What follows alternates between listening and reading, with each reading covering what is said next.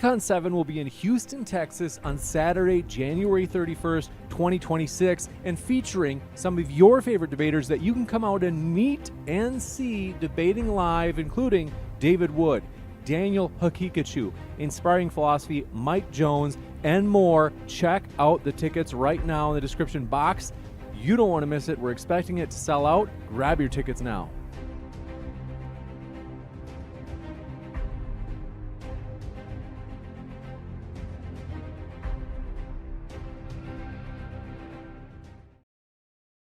Hey everybody, tonight we're debating whether or not Renee Good was murdered by ICE, and we are starting right now with First Amender's opening statement. Thank you very much for being with us, First Amender. The floor is all yours. I have prepared a video on this, and I would like to share that. Hang tight while I do that. Ready for the screen I just share. want to also make sure that everybody can see it on the modern day debate end. It is very important that this is also a visual experience. So they're getting the full visual experience. Can confirm.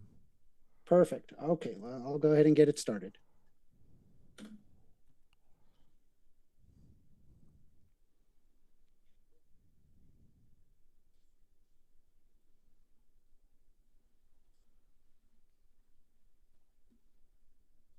It's on pause, just so you know. It's not on pause. That's in the video. Oh, forgive me. I'm a boomer. All right, we'll try again. Here we go. Just listen for a second. I'll just go back slightly.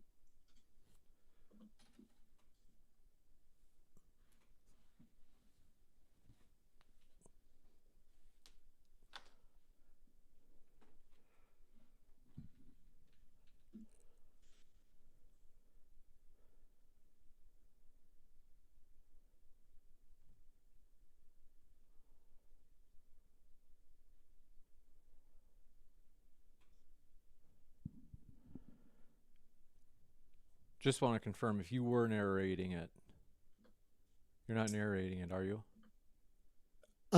So that's me talking, but we can't hear you. It's just been video. You cannot hear that? Correct. So if your narration is already recorded, hold on. You have to click. There's a little button when you click screen share, where go ahead and I'm gonna push you out. Stop the share.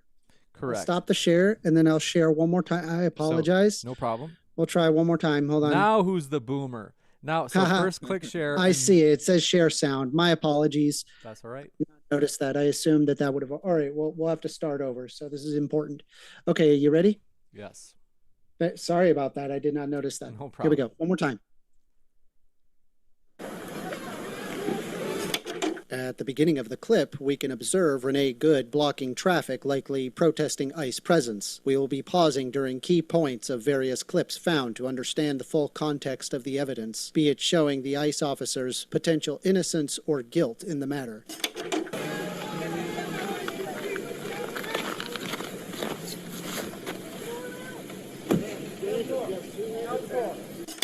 The ICE officer has given a lawful order to get out of the vehicle to potentially investigate citizenship status of Renee Good. Renee has a responsibility to stop the vehicle and step out. Renee Good does not perform this, making her next set of actions illegal in the eyes of the law.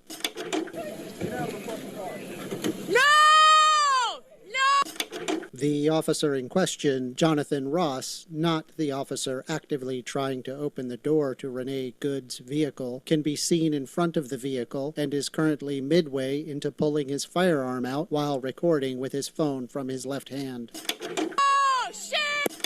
Here we can see Jonathan Ross having fired his first shot at Renee Good, which we now know as having been the shot to kill her, as the vehicle had been put in drive and then began moving forward and to the right. However, by looking closely at the footage, by the time the first shot had been fired, we can observe that Jonathan Ross's feet both firmly planted alongside the vehicle, preventing any chance of Jonathan Ross's life being threatened to warrant such an action. Here we can observe a second and a third shot fired as the car began to veer off to the right, clearly out of Jonathan Ross's way. If he wasn't safe enough from being run over by Renee Good, he certainly was now that he had been firing at a fleeing vehicle.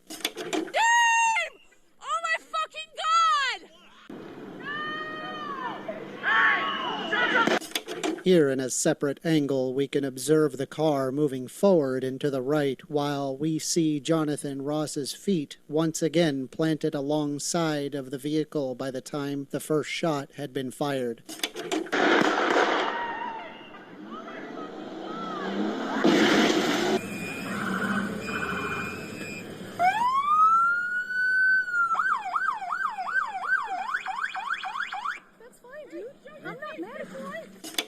The words, "That's fine, dude, I'm not mad at you," are the last words Renee Good made before tragically losing her life to Jonathan Ross. Show your face! I'm not mad at you. That's okay, we don't change our plates every morning, just so you know. Jonathan Ross having diligently recorded the license plate of Renee Good, which, under different circumstance, would be used to find Renee's address and submit a court order for fleeing the scene and blocking traffic in the state of Minnesota. However, this ultimately does not happen due to the actions of Jonathan Ross took upon himself that day. It'll be the same plate when you come talk to us later. That's fine. U.S. citizen, former fucking driver. You want to come at us? You want to come at us? I say go get yourself some lunch, big boy. Go ahead. Out of the car. Get out of the fucking car. Get out of the... Jonathan Ross, in observing the vehicle having been taken out of park and put in reverse, had decided to place his body in front of the vehicle to block her from leaving. This is around the same time he also, while recording on his phone, never once losing control of the phone in his left hand, reached for his gun on the right, likely to scare Renee Good from leaving. Here we can observe Renee Good clearly making an effort to turn her car to the right away from the ICE officer and her partner telling her to drive, baby, drive. Whoa!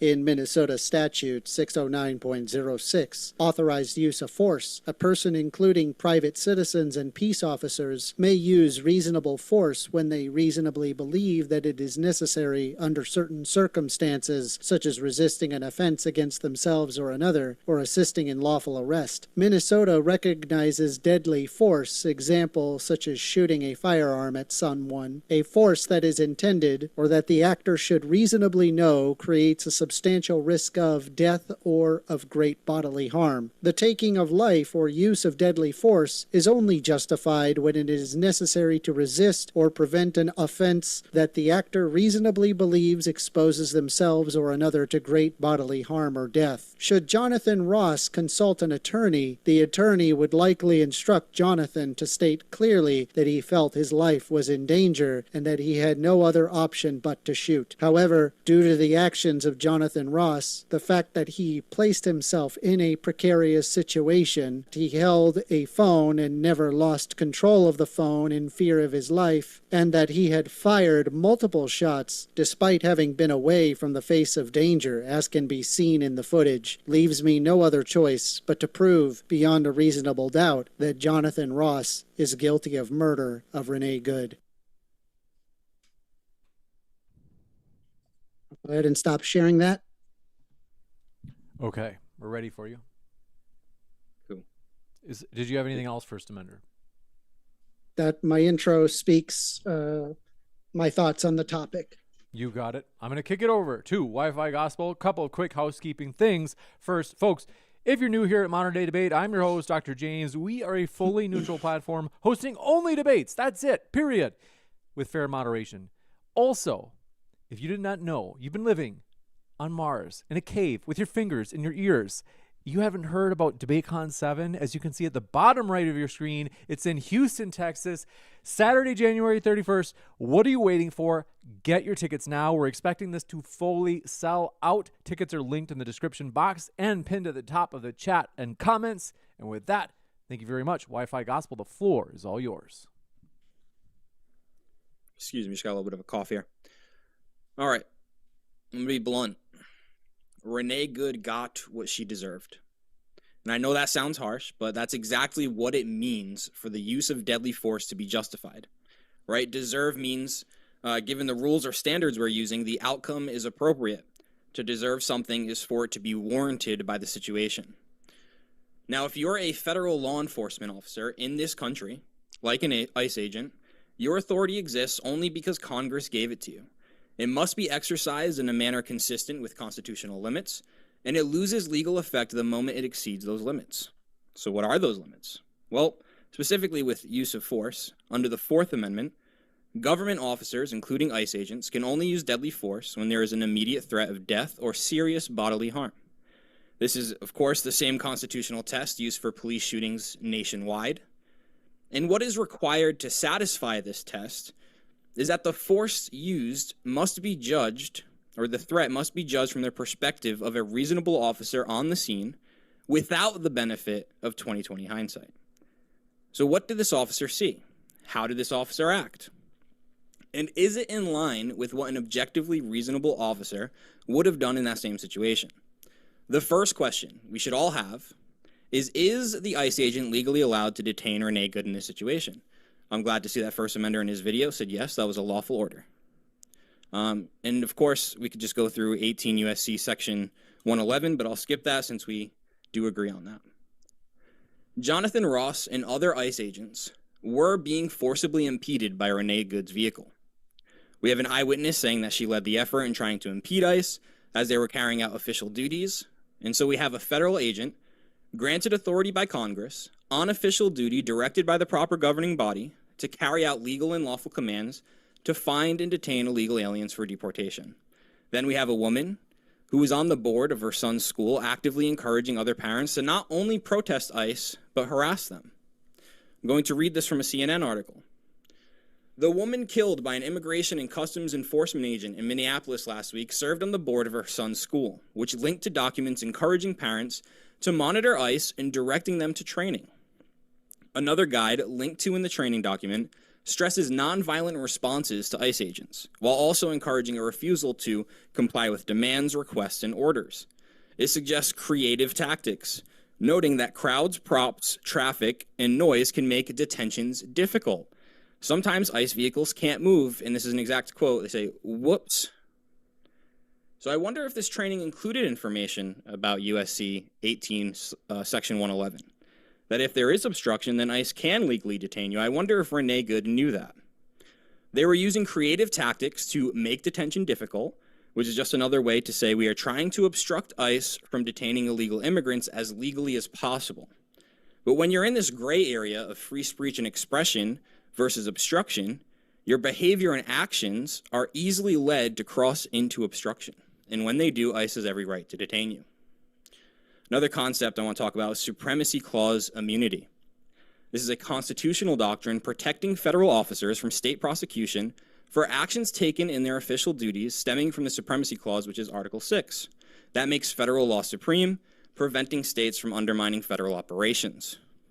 So based on 18 U.S.C. Section 111 and supremacy clause immunity, the ICE agents were performing a lawful detention and are immune from any state prosecution. The only thing we need to be worried about is constitutional law and specifically the Fourth Amendment. Was the use of force justified or not? Before we answer that question, I need to point out, Ross, the ICE agent who shot Renee Good, was not standing in front of the vehicle in order to block it in. That is clearly evident. He got out of his vehicle to film her vehicle, and then he headed back to his own vehicle and looked like he was about to hop in. He would have hopped back in his truck if it weren't for Renee's girlfriend. She started talking shit to the officer again, so he turned around to film her.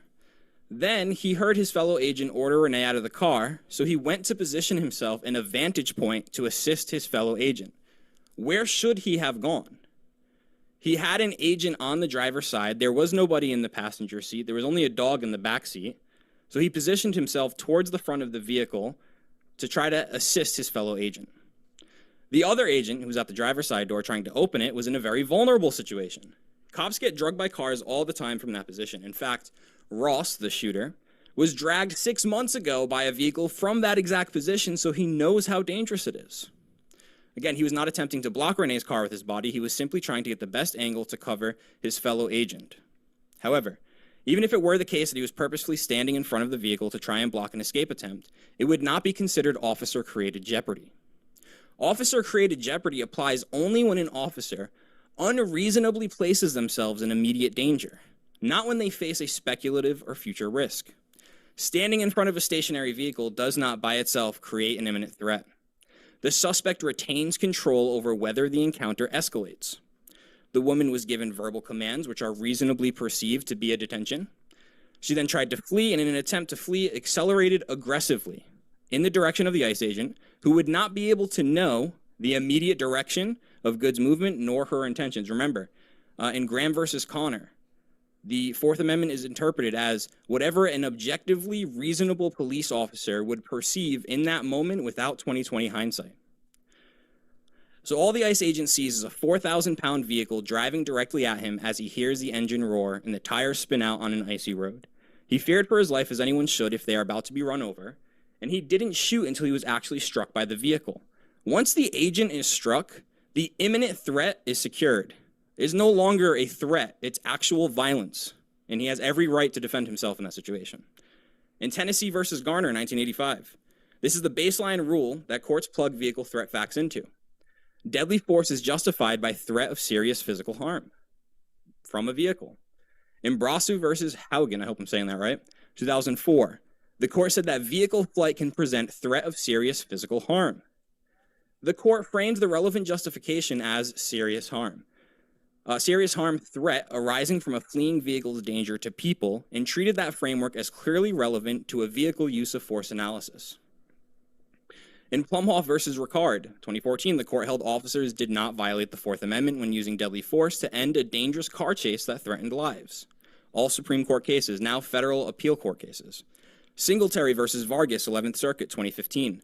Car was used as a deadly weapon. That means the officer's life was threatened. The deputy perceived the vehicle was trying to run him down and fired. The 11th Circuit principle that is quoted later in 11th Circuit opinions was, it is well established that any officer may constitutionally use deadly force when his life is threatened by a car used as a deadly weapon. If Renee Good was not shot, she would have been arrested for assault with a deadly weapon, that deadly weapon being her vehicle. She assaulted the ICE agent with a deadly weapon, and he ended her life in response. Monzon versus City of Murrieta.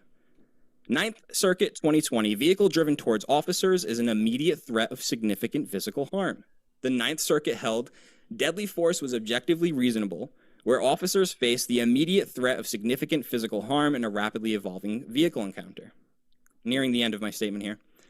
Davis versus Waller, 11th Circuit, 2022. The vehicle was moving straight at officers, which means an imminent risk. The published 11th Circuit decision is explicit.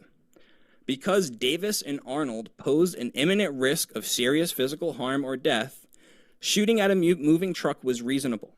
This was a tragic situation. A felon, hopped into a car, a logging truck, held the driver hostage, and convinced him with a gun to drive directly into a police barricade of police vehicles with his logging truck. But the cops could have moved out of the way. They had plenty of time. They saw this truck barreling down the highway, but they shot and killed this man, rightfully so. Unfortunately so, but rightfully so. It also reiterates the circuit's vehicle as a weapon line. Officers are upheld where the suspect used or threatened to use his car as a weapon to endanger officers. All right, last part. ICE has 100% legal authority to detain someone blocking them in traffic if they are actively carrying out official duties or if they are being targeted for carrying out their official duties. Excuse me. Renee Good was blocking them with her vehicle, impeding their ability to carry out official duty. ICE tried to detain her with verbal commands, even reaching for her SUV's door. She flees the scene by aggressively accelerating in the officer's direction, eventually hitting him. And it is 1,000% considered an immediate serious threat to your life or serious bodily injury when a vehicle is driving towards you, and it is completely confirmed once that vehicle strikes you. The threat passes the Fourth Amendment test of reasonableness. There is no officer-created jeopardy by simply standing in front of a stopped vehicle. And finally, the 3 shots at the end are also justified. The first shot happens instantly after he is hit with the vehicle, and he goes through the windshield. The next 3, which I'm pretty sure it was just confirmed that there was 4 shots today, but I saw it on Fox News, but it was either 3 or 4, I think it was 4, are while the car is between 5 and 15 feet in front of the agent. Officers are not required to shoot once and reassess. It was 2 seconds. The officer shot 3 or 4 times in less than 2 seconds, stopped, realized the threat was no longer immediately there, 30 so he seconds. did not shoot again. In Graham versus Connor, the Supreme Court held that use of force must be judged from the perspective of a reasonable officer, on the scene, not with 20/20 hindsight. It is not only reasonable, it is established beyond dispute by precedent that the threat of a moving vehicle is imminent and could easily maim or kill you. Like I said at the very beginning, Renee Good got what she deserved. Thank you. Thank you very much for that opening. We're going to jump into the open dialogue. But first, quick housekeeping thing first. Folks, if you haven't yet, hit that subscribe button. We have many more juicy debates coming up here at Modern Day Debate, as well as, if you didn't notice, the bottom right of your screen, it's changed just a little bit. Only the trained eye could notice. You'll see. If you can't make it, you're like, James, I'd love to come to DebateCon, but I'm in Australia or Antarctica. Whatever it is, you can watch it all live from home if you join at the Final Word membership tier for this channel. Check out our memberships. Click that join button and check them out. And again, that's the Final Word. Gets you full live streaming access for the entire conference. It's going to be amazing. With that, gentlemen, the floor is all yours for open dialogue. So I wanted to go over some of the things that you had mentioned in your intro, namely the Tennessee versus Gardner case, as well as the Graham versus Connor case. I'd love to go over that. On your core handling of the 6-3 decision in Tennessee versus Gardner of 1985, what it specifically stated is that police may not use deadly force to stop a fleeing suspect unless the officer has a probable cause to believe that the suspect poses a significant threat of death or serious physical injury to the officer or others. Right. Considering, you saw my intro. I hope you paid attention for my intro, correct? Correct. You observed the feet off to the right of, we can clearly see it, right? In multiple footage. So he put his gun out and he also decided to stop in front of the vehicle to avoid them from moving forward. Do you know that? Yeah, we do. The footage shows that. He stopped. No, the footage shows him in front of the vehicle, does not show his intention. The footage, no, hold on. I'm not asking what his intention is. I'm saying, was his intention the to block footage the vehicle? shows that he physically stopped in front of the vehicle. Okay, yeah, but that's not him purposely blocking it with an intention to block her from escaping. Why would you step in front of a vehicle then? To have a vantage point. A vantage point? You can't have a vantage point diagonally? You can have a better one when you're directly in front of the only person in the vehicle. What happens when you shoot somebody and they're in the head and they're pressing on the accelerator? Do you think it is reasonable to assume that that car will stop as soon, like it's a video game or something? No, but I do think it's reasonable to use force in those situations, as does all of the court cases that I've listed. I mean, obviously, using deadly force against a moving vehicle does not stop it automatically, but it's been verified that it's okay to use deadly force in some of those situations. So nobody is disagreeing whether or not that deadly force can be used, but it can only be used if it is reasonable to believe that they would have lost their life, that they would die if they did not act. Just death? I'm pretty sure. Yeah, you basically No. it would be Serious death bodily or harm. serious physical injury to the Yeah. officer or others in the Tennessee versus Gardner decision. So the problem that I'm having is he's to the right of the vehicle by the time it moved forward. Left. His right. He is to his right of the vehicle by the time that it moved forward. And that is when he fired his first shot. Did he get Now hit? you have Can you agree there? now you have a second. Now he got grazed. So the vehicle did because touch him. he didn't get knocked over. He didn't slam on top of the hood, which is typically what happens when you get directly hit with it. He got grazed in the hip. Maybe if you're 120 pounds and you get hit. That's a solid boy right there. He's at least 180. I think if you're 180 pounds and if you get hit 20 miles an hour in a Honda, in a tiny little, in a Yaris, He wasn't going. you are hitting that hood. You will hit that hood. It doesn't matter if you're 300 pounds, 400 pounds. It's a multi-ton vehicle. So the point is that he never lost his footing. So at best, he got grazed. And then his feet was already well out of the way.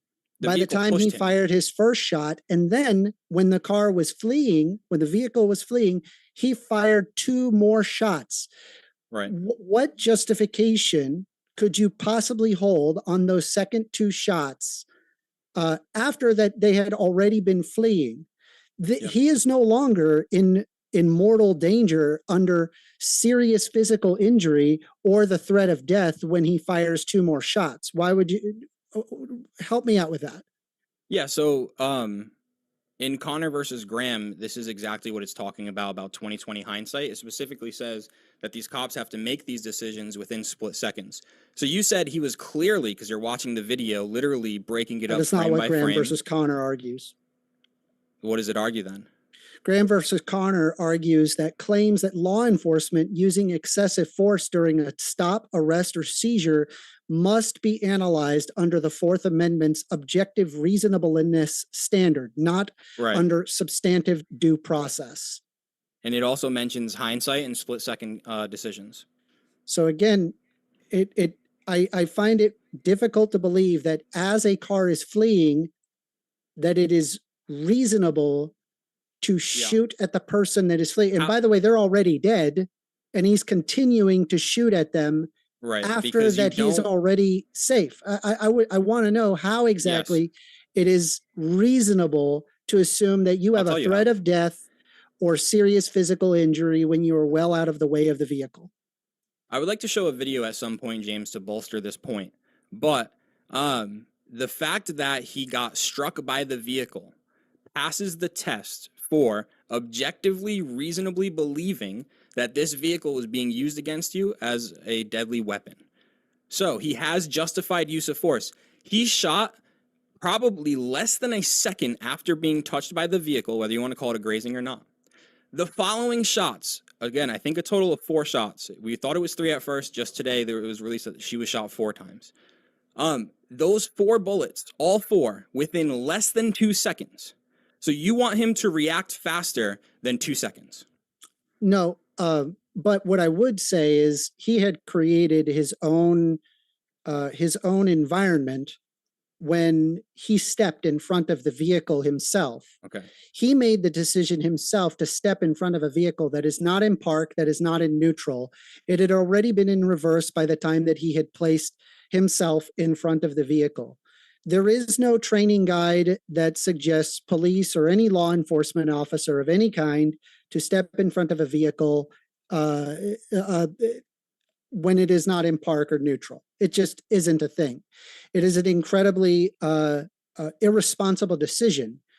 And it really is akin to, let's say, if there is a person that's on the side of the road, I step in front of traffic, and if I get grazed, I have a right to shoot the person that was in that vehicle when I had stepped in front of that vehicle.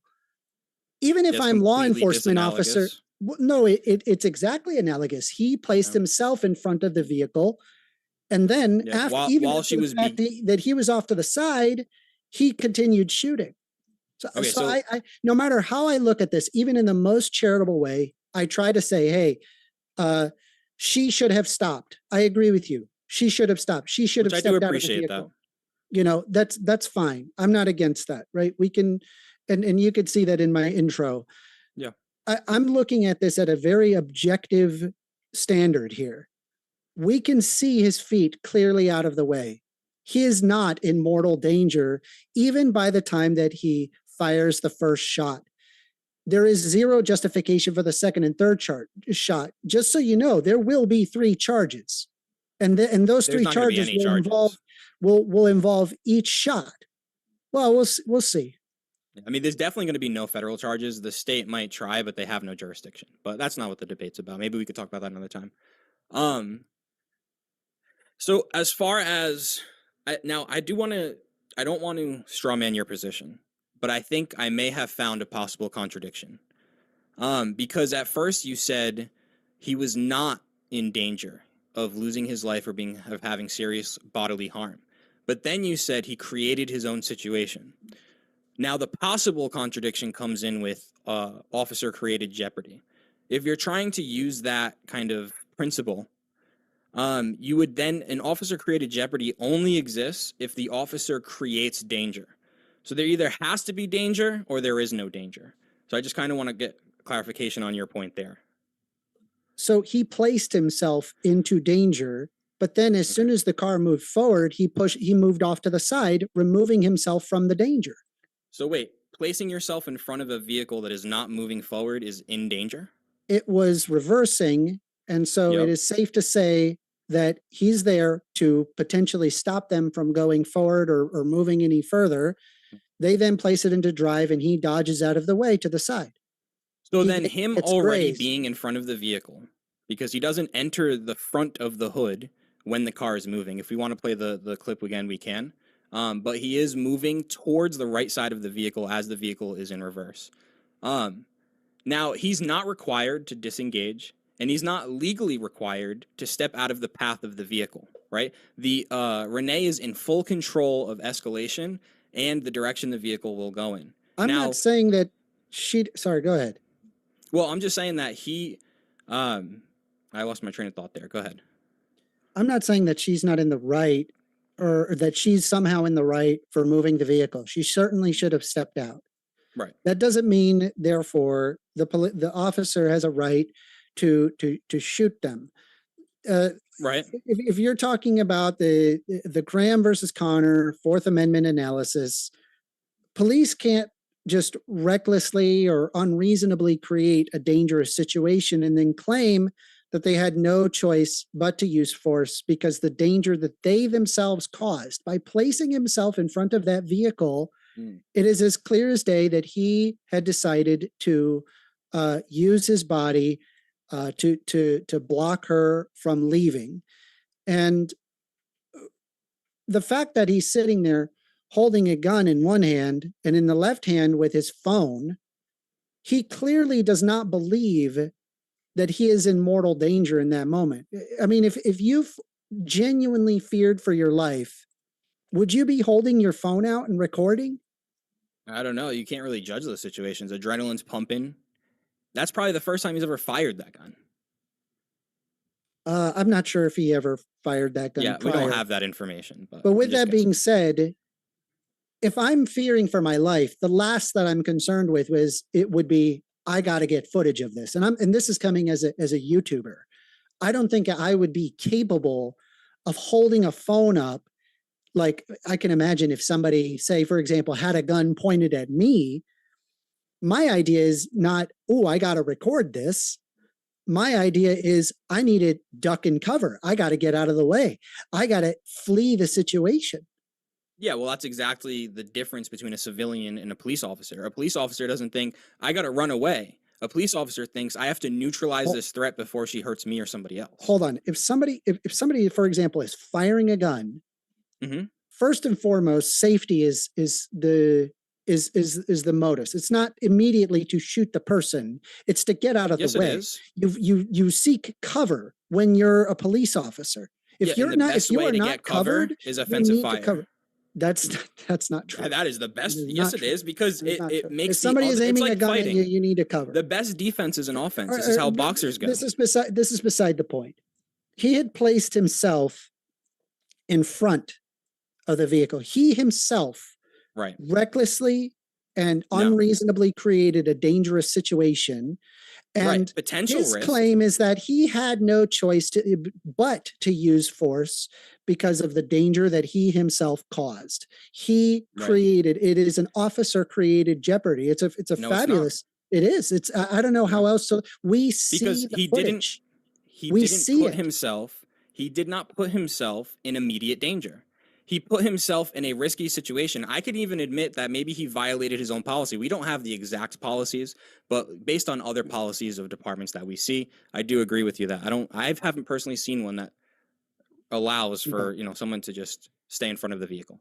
But even if it was bad policy, that doesn't affect the legality, and that doesn't mean that him making a bad choice of positioning makes it officer-created jeopardy. Officer-created jeopardy would be if Renee was driving down the street. Say she already escaped. She was driving down the street, and then he walks around the corner, runs directly in front of her car, and starts shooting. That would be officer-created jeopardy. Okay, so You agree that it wasn't policy to step in front of the vehicle and body block it from leaving, Yeah, right? we don't know if it was ICE's exact policy that goes against that, but we have seen There that is no policy office. in Yeah, other. there is no known officer policy that says, "Hey, stand in front of a vehicle." You just don't do that. Yeah. You would never do that. I can concede that. All right, great, fabulous. Is it fair to say that somebody that willfully makes a decision like that is likely being negligent, or that they are not acting in their safety's interest? I would say he made a mistake that was a safety concern. Okay, so you started this debate by saying that Renee Good got what she deserved. But judging the fact that the police officer specifically made a pretty egregious error here, so much so that this error cost the life of Renee Good, it's probably fair to say that she did not get what she deserved. No, because I'm asking you. He did not create the situation. He is not the one who put her life in jeopardy by standing in front of her vehicle. She put his life in jeopardy by, even if she was purely attempting to flee, we don't know her true intentions. If she was just attempting to flee, she recklessly endangered his life, even striking him with the vehicle. If we can play that video now, I just want to show a situation that happened last year in Fresno. So in the video, one more time, she had turned to the right, away from the officer. And on top of it, the first shot was fired. He was grazed. The first shot was fired. The first shot was fired already where his feet are clearly planted alongside the vehicle. He would not have gotten hit. Again, this happened in 2 seconds, and he was hit. And that alone, by the conditions court's that eyes, he caused. He caused. No, he did not. No, and it also doesn't question the two other shots where he is well out of danger. All right, this happens all the time. I'm going to play this video. It's about a minute long. Yeah, how do I... All right, share. Bottom center, there's a green button with a little upward arrow. How do I make sure I get the audio? I mean, I don't need the... Oh, okay, there it is, share sound. If you haven't yet, hit that like, folks. We do appreciate that support. You see the video? All right, yes, hold on. Let me make this bigger. Just give me a second on my end. Okay, so I want to look at it very carefully. Hold on, I have to make a quick edit on my end. Just give me a quick moment. I apologize. No worries. Where the heck is it? Apologies. Oh no, you guys can't see it now, right? Okay. Yeah, I'm tweaking my OBS. Okay, I'm ready. Go ahead. All right, so this was in Fresno, and they got a call about a robbery, and they spot the suspects, and this officer is the first one. Is it supposed to be that choppy? No, it's clear, right, James? Or is it choppy for you too? It's James? very choppy. It's choppy for you. All right, look, let me. I'll do it this way. Oh no. I'm moving myself. I'm not supposed to do that. All right, I have a display capture on this here. And I can stop, share it just for the sound. But you should be able to see it clear on my screen. Does that make sense? We good? Go ahead, just hit play. It's fine. We'll deal with the choppiness. All right. Go ahead. Get on the ground! I got the car on the south side. Get on the ground! Don't fucking move! They're trying to drive away. Don't move! Don't move! King 14, they're going back towards you. Stop right there!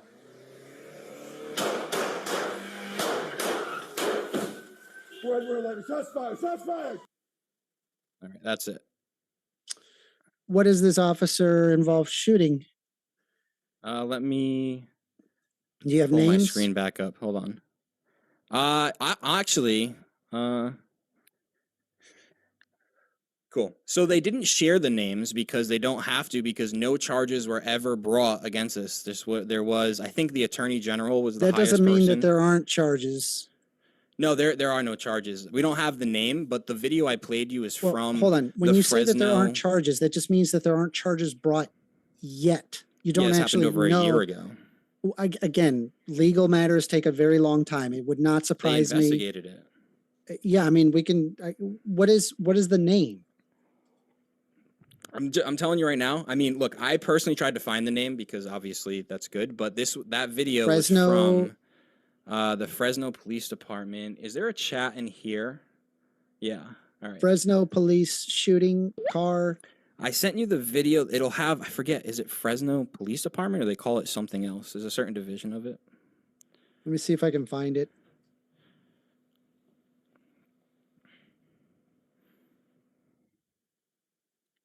Apartment complex. Oh, go ahead.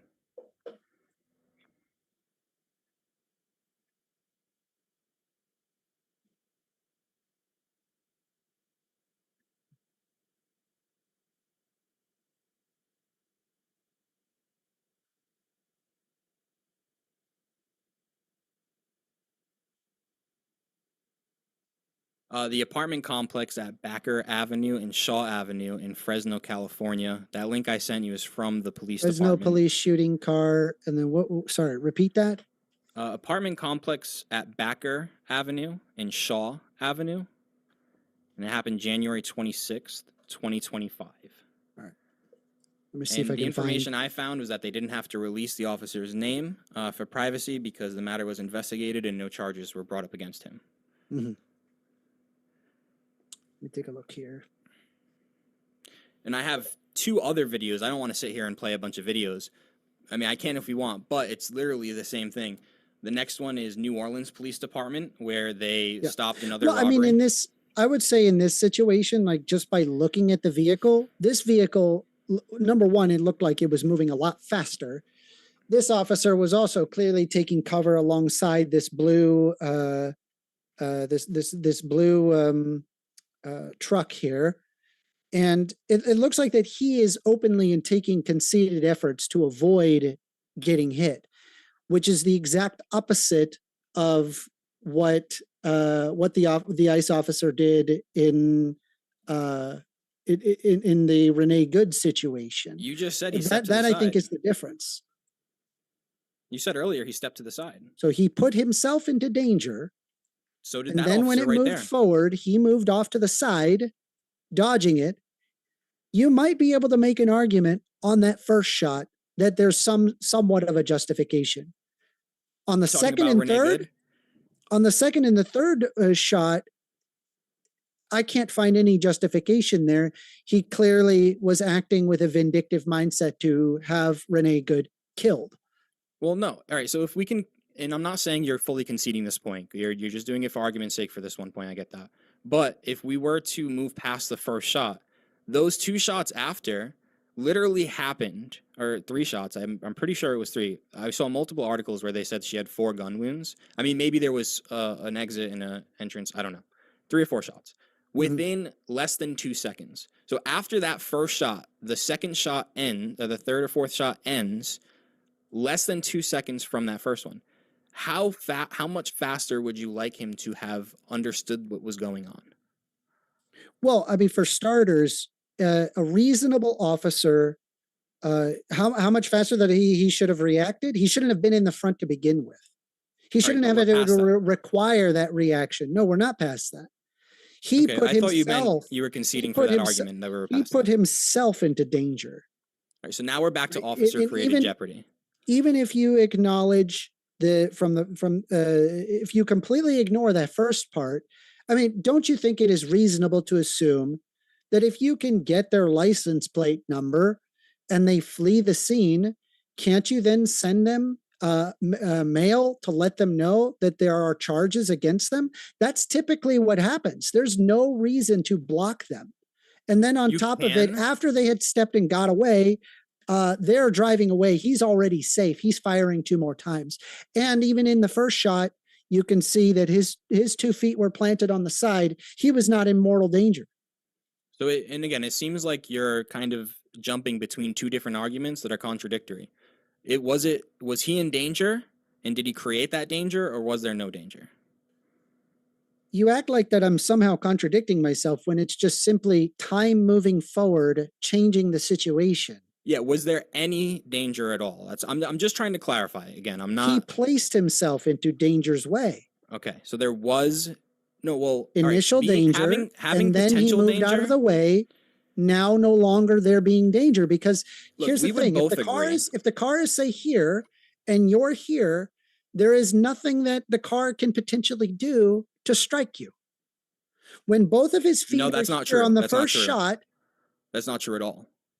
Didn't you see the officer that what is was he going trying to to do? open What the is she door? going to do? Pull out a Did you- banana peel? Did you see the officer that was trying to open the door? He got pulled. the officer? Hold on. We're not talking about the officer in the door. I know, but I'm We saying could he see- wasn't in hold front on. of the vehicle and Once he got again, pulled. I don't think you heard what I said. If the officer is say here, and the car is here, what could the driver potentially do to strike the officer? Right. So if you're saying he's like 3 feet from the vehicle, is that what you're saying? He was less than a foot he away was. from it. He was. Are you saying if, I like a could hypothetical? literally be within inches of a vehicle along the corner, and no matter what that car will do, No. even if I turned it in the direction of the officer, I would still be incapable of striking them.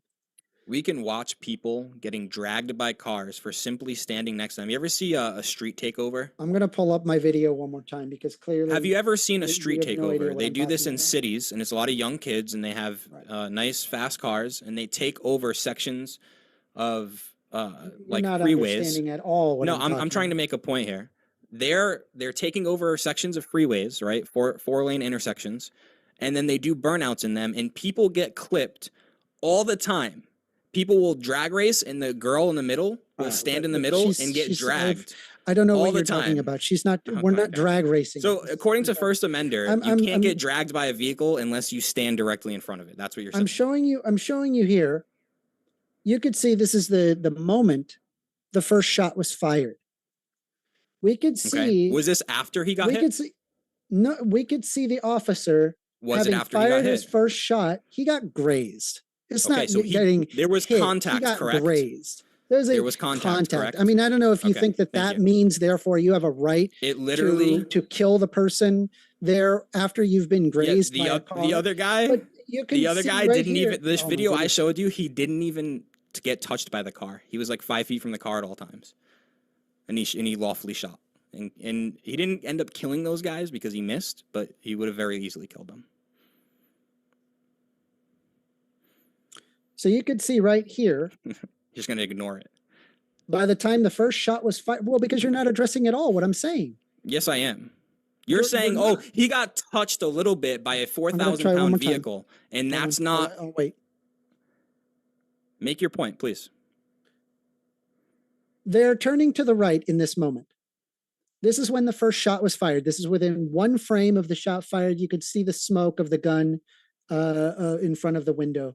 Right here, you could see both feet firmly planted along the side of the vehicle. He is not in harm's way. He moved out of harm's way. He had no reason to shoot. Okay. So now what you're saying is you're going completely against your officer-created jeopardy line of argument. I just want you to concede that. You're saying there is no danger. Was he ever in immediate danger? You're presuming. Answer that one question for me, please. You're presuming a single frame Please. of existence. No, I'm not. saying I'm that asking he you had a very direct question, and you're avoiding it. Decided to body block the vehicle. I'm not going to let you run from And this I've already, question. again, I'm telling you that not letting he this had go. placed himself into danger. And Okay. then when you move When? out of the way of When? the vehicle, then you are no longer in danger. This isn't When difficult. did he place himself Listen, in immediate listen, danger? If there's a boulder. No, I'm asking you a direct coming question, towards and you're you- completely hold on. avoiding it. If you walk to say, well, I'm explaining it to you. If you, for example, not answering the you're question. there in Indiana Jones world where there's a boulder that's roaring to you. Let's say, for example, you can see where the boulder is going to be. So you stand in front of the boulder, and then the boulder is coming down. You're in danger, right? But then you get out of the way. If you're out of the way of the boulder's path, you're no longer in danger. Do you understand how that works? So when he physically the vehicle was moves not moving towards him. When he physically moves the vehicle was not moving towards him. The vehicle was moving it's away disanalogous. From him, Whoa, so it's not towards him. All right, so when he placed himself in front of the vehicle, was there immediate danger to him? He had escalated danger. Immediate danger? Okay. No, I don't say that's not officer created jeopardy. Thank you. But then he placed it. He decided to body block a vehicle. It's only a matter of time. That's not officer created jeopardy. Drive, and then what? He's placing himself in a risky situation with potential risk, not immediate threat. You can't shoot someone based on potential risk. We agree there. Right? So then he's guilty. He didn't shoot her based on potential risk. The vehicle hit him. No, he didn't. The video I just showed you. It grazed him. So it still contacted him, and that's all the court is going to care about if it ever went to trial. Now, I promise you, if this went to court, he would have to answer for those 2 extra shots. So then you would say the other guy should have had charges brought on him too, right? Who? The video I showed you. I don't know. I would have to. I just showed you the video. We saw the video, like you said. We have video evidence. Again, I don't know what the court would have argued that. I have no idea. I have to sit down and read that information, and it's also a completely different scenario with different situations. So we see a guy who's 10, 15 feet away from a vehicle. The vehicle drives towards him and would not hit him. He was in an attempt to hit him. No, they were just trying to escape. That did not look like they were trying to escape. Why? I think they were trying to hit him. So then why didn't they back up and go try to hit him again? They were trying to get out of there. They weren't trying to get caught by cops. He shot him. They're then going forward from there. What do you mean? No, they did not get shot. This is why, but here again, this is not analogous so you to the completely actual, avoided my to original question. I didn't avoid the question. I answered it. Was there at any point immediate danger to him? Immediate danger to him. At any point. No. Okay, then there can literally, by definition, not be officer-created jeopardy. It was just an improper use of force. That's your only argument that you can make. By placing yourself in front of the vehicle, the officer is directly escalating the situation, making things worse for himself. And it is also not an officer. It is an escalation because he's trying to block. He's trying to block them from leaving, from escaping. Is detaining someone an escalation? No. Okay, so he was trying to detain her, correct? So why not just let her go? Was he trying to detain her? Was he trying to detain her? I think that one of the officers claimed that they wanted to detain her to get out of the vehicle. Him. Okay, I don't know if it was him directly saying that. Well, when all the officers there are doing it, they're standing in front of her asking to get out of her vehicle. One person's giving a command. That's is a part of detainment procedure to step in front of the vehicle. Procedure and policy? No. Is it against the Constitution? Does it automatically revoke the Fourth Amendment? So it's nothing to do with the Constitution. I have no idea what you're talking about. We're talking about state statute here. Yeah, we don't care about state statutes. Why do we care about state statutes in this situation? Because it's likely a trial that will happen by state statute. How? It's in the state of Minnesota. So it's a federal officer. The state of Minnesota are going to be the ones that will be doing the pressing the charges. No, not at all. They're not. They can't even investigate. They can't even investigate because Trump blocked them. Because the feds blocked them. Wait, just you wait. Oh, just wait. Just all right, you so wait. Tell me the statute that allows states to oversee and rule on situations that happen when federal officers... So this has nothing to do with the discussion. No, I'm just disproving your point. You don't like it. It has nothing to do with the discussion. You're talking about state laws affecting the situation. No, I'm not. You're talking about state laws. The point is that he himself had placed himself into danger. And I'm glad that you brought up the Tennessee versus Gardner decision. The Tennessee versus Gardner decision literally argues against your point, not in your favor. how. Police may not use deadly force to stop a fleeing suspect unless the officer has a probable Correct. cause to believe that the suspect poses a significant threat of death or serious physical injury to the officer or others. But as I Correct. had showed already, No. the officer was well out of the way by the time that he had No, he fired got his first hit by shot. the vehicle. Once again, I point to you this footage here. You He could was out of the way, but he got hit. away of the, but you could see it. That's when the Yeah, first this is shot was after he fired. got hit. That was when the It first pushed shot him was to the fired. side of the vehicle because he got hit by a Well, 4,000 do you pound think that vehicle. he would likely be knocked over if he really got hit? I mean, come on. No.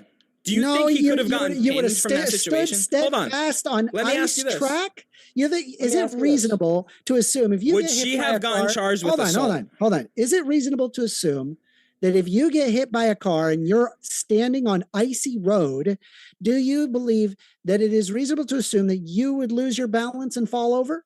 Yeah, I know it's hard for you to believe, assuming you've never probably played a physical contact sport in your life. But guys like this, who put their lives in danger every day as part of their job, they actually do manly physical things, and you would understand that just getting hit by a vehicle doesn't mean you're just gonna go down. Have you ever been hit by a vehicle? I have no idea what that pejorative was towards my physical appearance. I have not insulted you once regarding physical appearance. I'm addressing directly. You can see here the officer who is off to the side.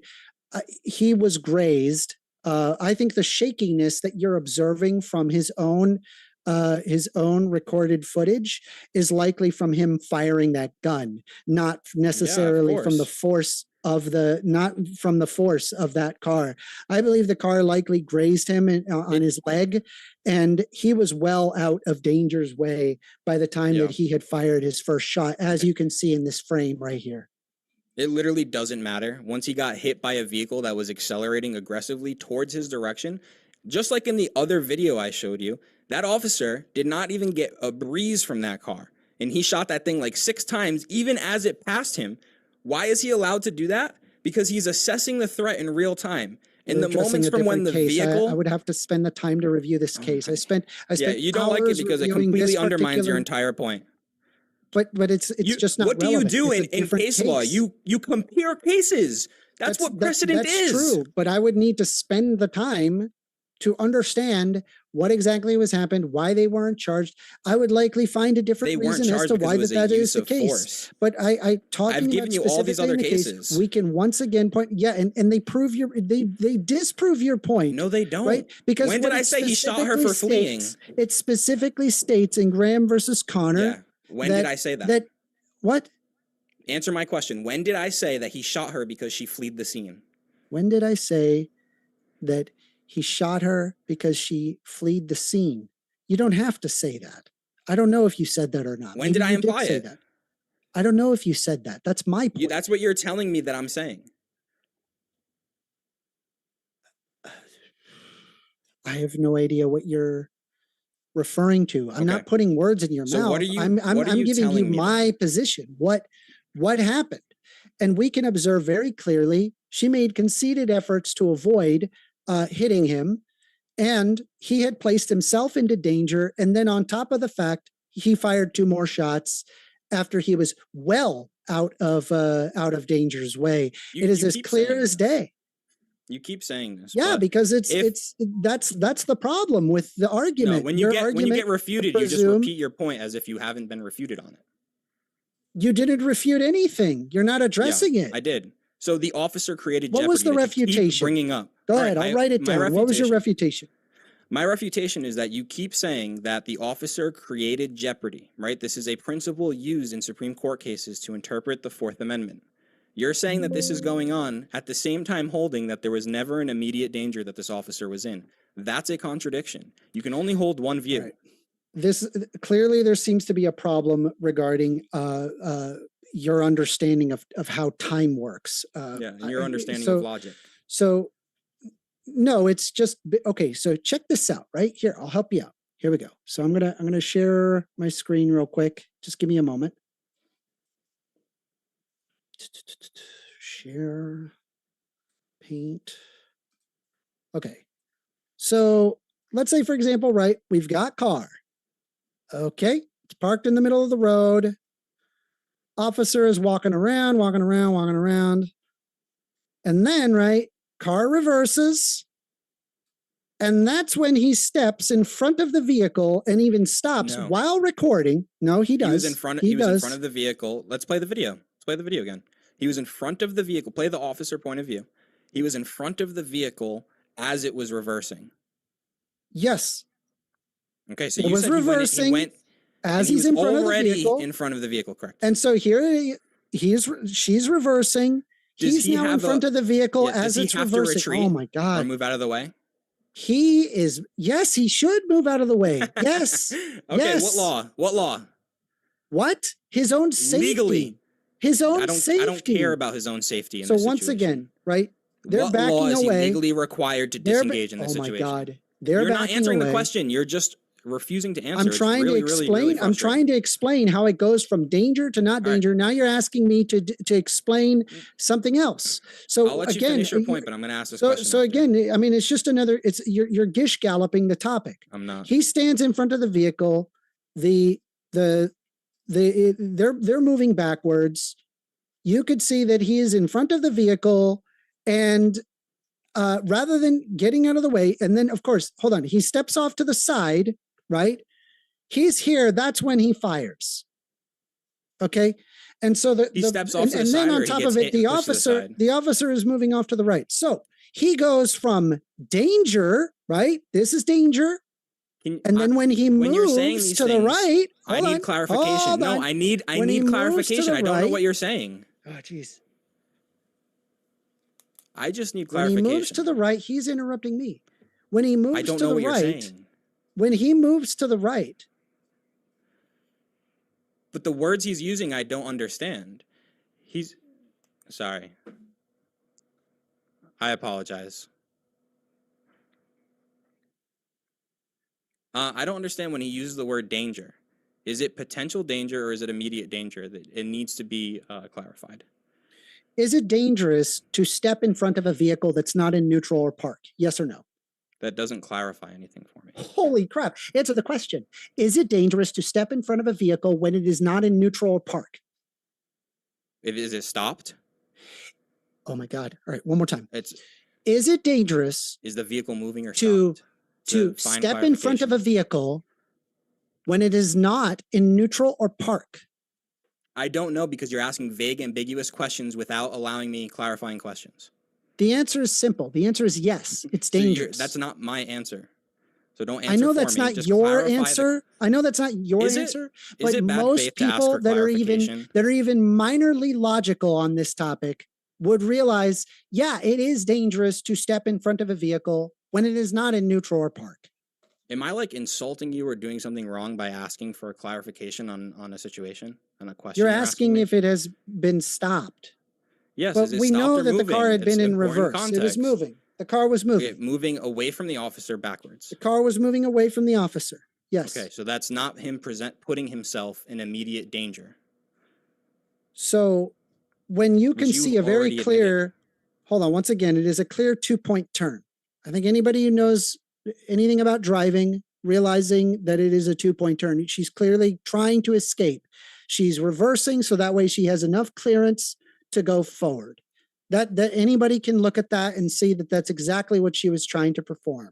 She was trying to move off to the right, and so knowing that she is making a very clear 2-point turn, is it reasonable to step in front of a vehicle when they're doing that? I disagree with you saying that this is Sorry, is it dangerous? Not is it reasonable? I disagree with the way you framed the question.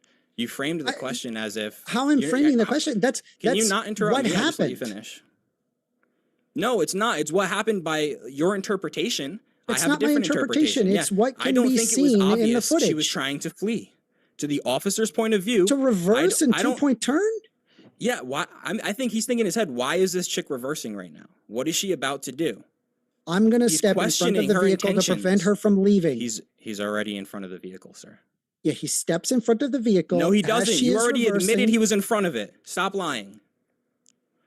What? I'm not lying at all. I'm trying to talk to you calmly, as clearly as I possibly can. I showed you the okay. footage. Yeah, I show it showed again, you. please. I have zero intent to lie to you. I want to get to the All right. facts of the matter, Then not let's look at the to facts and look at the video to again. win a debate. Or I don't look at debates as like this is something that I can win. Okay, I look at this as it's let's learn from one another. And to me, it's like we're at the point where you look at somebody that is reversing and you think it is safe, or that you can't tell whether or not it's safe to step in front of a vehicle when they're when they're not in neutral or park. I think I could ask a 5-year-old, hey, is it safe to step in front of a vehicle when it's not in neutral or park? They would say, no, you don't step in front of vehicles. Because why? Because it's common sense. You don't step in front of vehicles. He himself had placed himself into danger. Then he relieved himself of that danger when he stepped out of the way and they were driving forward. So you wanted to see specifically the footage where he decided to step in front of the vehicle. Gladly. Right, but the reason I wanted to see the video is because you keep saying that he was not already in front of the vehicle as it was reversing. You're saying he steps in front of the vehicle as it begins to reverse. I'm saying he was already in front of the vehicle while it was reversing. That's the point of contention and why I asked you to bring up the video. All right, here we go. So, and look, the only reason that it's so tempting for me to interrupt, and I apologize for interrupting so much, is because you make a lot of points in very quick successions, and I don't know which one to go after. I think we need to do this point by point. I try to make it point by point. There's a lot to go over. I understand. It's not as simple as we have to stick to one point. I try my best. I'm not trying to gish gallop you or to blindside you with too many topics. Let me take a look here. I can see if I can grab the original footage without my edits. Give me 1 second, okay? Yeah, no worries. Hold on. This is, I think, hold on. Sorry, just give me a moment. Is this one it? Is it? I think this is it. Okay. All right. You want to come at us? I say go get yourself some lunch, big boy. Go ahead. All right. So, Get out of the fucking car. all right, they're reversing, and he decides to step in front She's of not the even in vehicle. reverse yet, is she? The That's video's in choppy. reverse. That's in reverse. You The can see video's here, a little choppy. reverse. I blame Zoom. But you could see here, you can hear it rev. It's reversing. You could see the car, the tire So he turning was backward. he was about stepped 1 in foot front of the vehicle on purpose. He did this on right. purpose. You're right in that he was about 1 foot away from the front of the left side of the hood right there. You can see the light, the headlight. He was about 1 foot before that. So I was wrong. So you're saying he stepped in front of the vehicle as it's reversing. Now, my contention earlier was that he did not step in front of the vehicle in order to block it. He's clearly making his way across the vehicle. Okay. He did not stop. That's also incorrect because he did stop. I could When show did it he to you stop? one more time right here. All right. Ready? All right. So Get out of the car. so you saw right here, Get out of the car. he stopped moving right here at this point. So look at it very carefully. He's walking in front and then he pauses and he only moves out of the way when he starts to hear the acceleration. Get out of the car. Yeah, we really can't. Like that last few seconds. Stop. Was, He even walks forward, right? Where you could see he kind of does a pivot turn towards the vehicle. See? Get out of the car. Look at the parking lot, not the car. Like you can see like the stationary is I don't know, the ground. James. Can you concur Where that you could it's kind of see- hard to see because of the choppiness? Maybe if I make it smaller, it might help if I make it smaller. I don't know. Hold on. Is it sharing the whole screen or is it just sharing? It's sharing your whole screen. Okay, let me try one more time. I think it's probably because it's in 4K that it's doing that. Oh, sorry about that. Okay, my audio was okay. All right, you could just Now see it just should the be able to hear window, me, right? But it's, I mean, I think it was just taken with a phone, so it just has that like 16 It's by not 9. choppy. It's yeah. I mean, it is I'm not talking. choppy. It's like, Sorry, okay, my apologies. go ahead. It's not choppy on my end. It's likely just Zoom. It's sending it in 4K, so it may be slow. So if I But lower to the help with the resolution, it might help. situation, I can just concede it for the argument instead of going through all this. Well, I don't want to concede it for the argument because for sure he stepped in front of the vehicle and he stopped, and you can even observe that he pivoted towards the vehicle. He only moves out of the way as soon as he hears acceleration. Here we can show So let's one more time here. see if it works. You could see right there, he just, the pivot, just what I just said. You can see he moved towards the vehicle and he only moves out of the way when the acceleration happens. I see. So you're saying the camera holder is the one who's doing the pivot. Yes.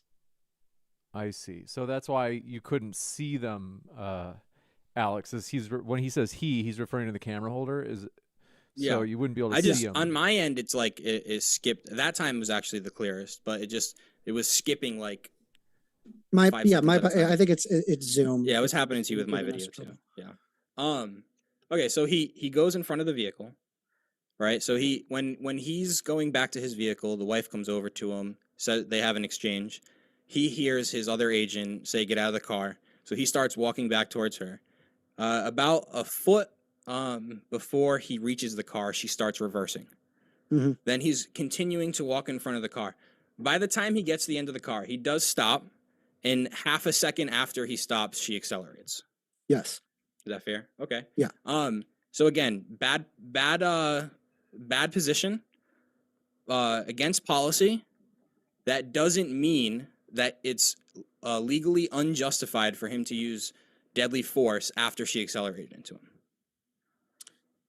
So, in my opinion, if you concede to all that, he's directly putting himself in direct danger. He had manufactured the situation. No. So when he's in front of the vehicle, he's legally allowed to be there, correct?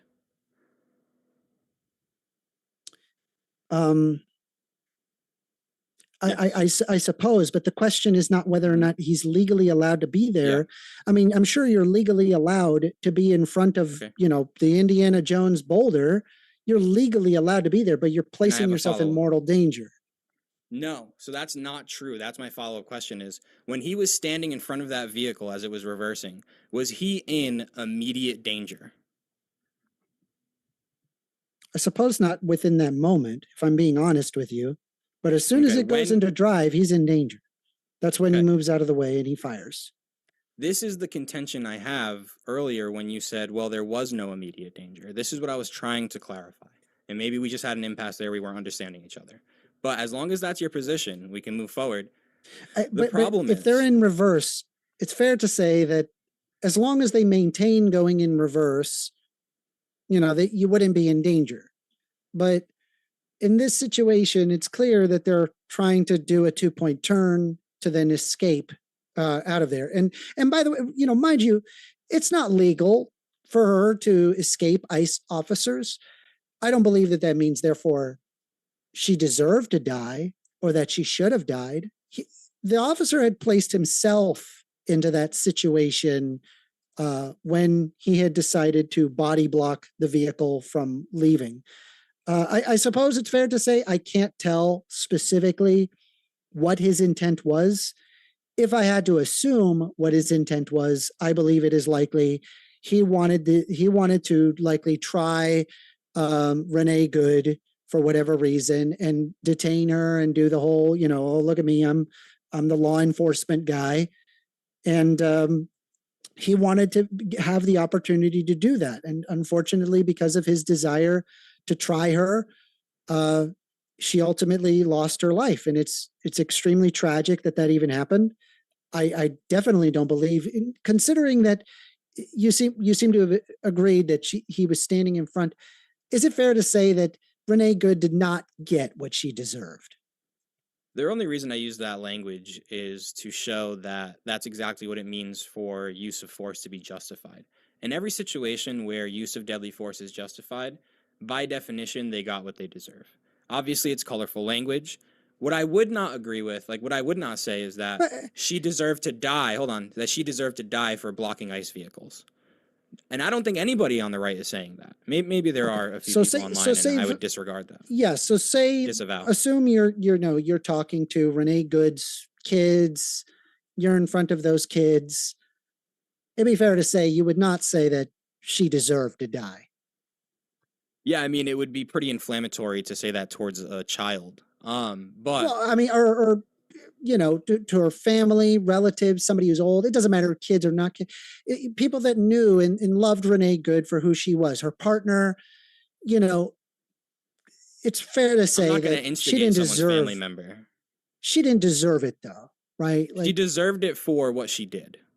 She should have complied. so then why wouldn't you just, regarding the family, why couldn't you say it in front of them? You have Well, to- honestly, it would be true. It wouldn't feel good to say to them because they just lost somebody regardless of the situation. Like, don't poke the bear. I think there's something down there where I'm touching that. No, don't a little psychoanalyze me now. I'll tell you empathy exactly bit. because look what this is exactly the exact same situation. I watched a ton of police shootings, which is probably not good for your soul. Don't go do that. I don't know why people can just look at those all day, but I it was a very tragic. myself I love the murder documentaries and all that. I don't know why. I have no idea why. It's so bizarre.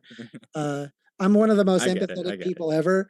The more gruesome, the more interesting. The more I'm just like eating popcorn. I don't know why I'm like that, but I mean, no, but what I was going to say is there was a tragic situation where a man was with his son, probably 16-year-old son, and I don't know if he was drunk or just showing off for his kid, crashed the vehicle, fled on foot with his son. I think his son was just following his dad, didn't really know what to do.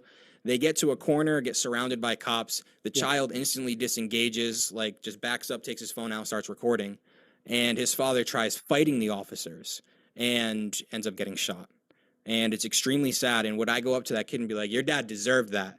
No. Is it true? Yes. But I mean, this kid just lost his father, Okay. I guess that's my point.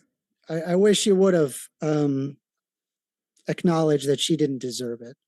I think it was. But what does that I mean? mean, well, I mean, considering her actions, what she had done, she didn't deserve it. I mean, you even said that like nobody deserves to lose their life because of, blocking ICE officers from doing their job.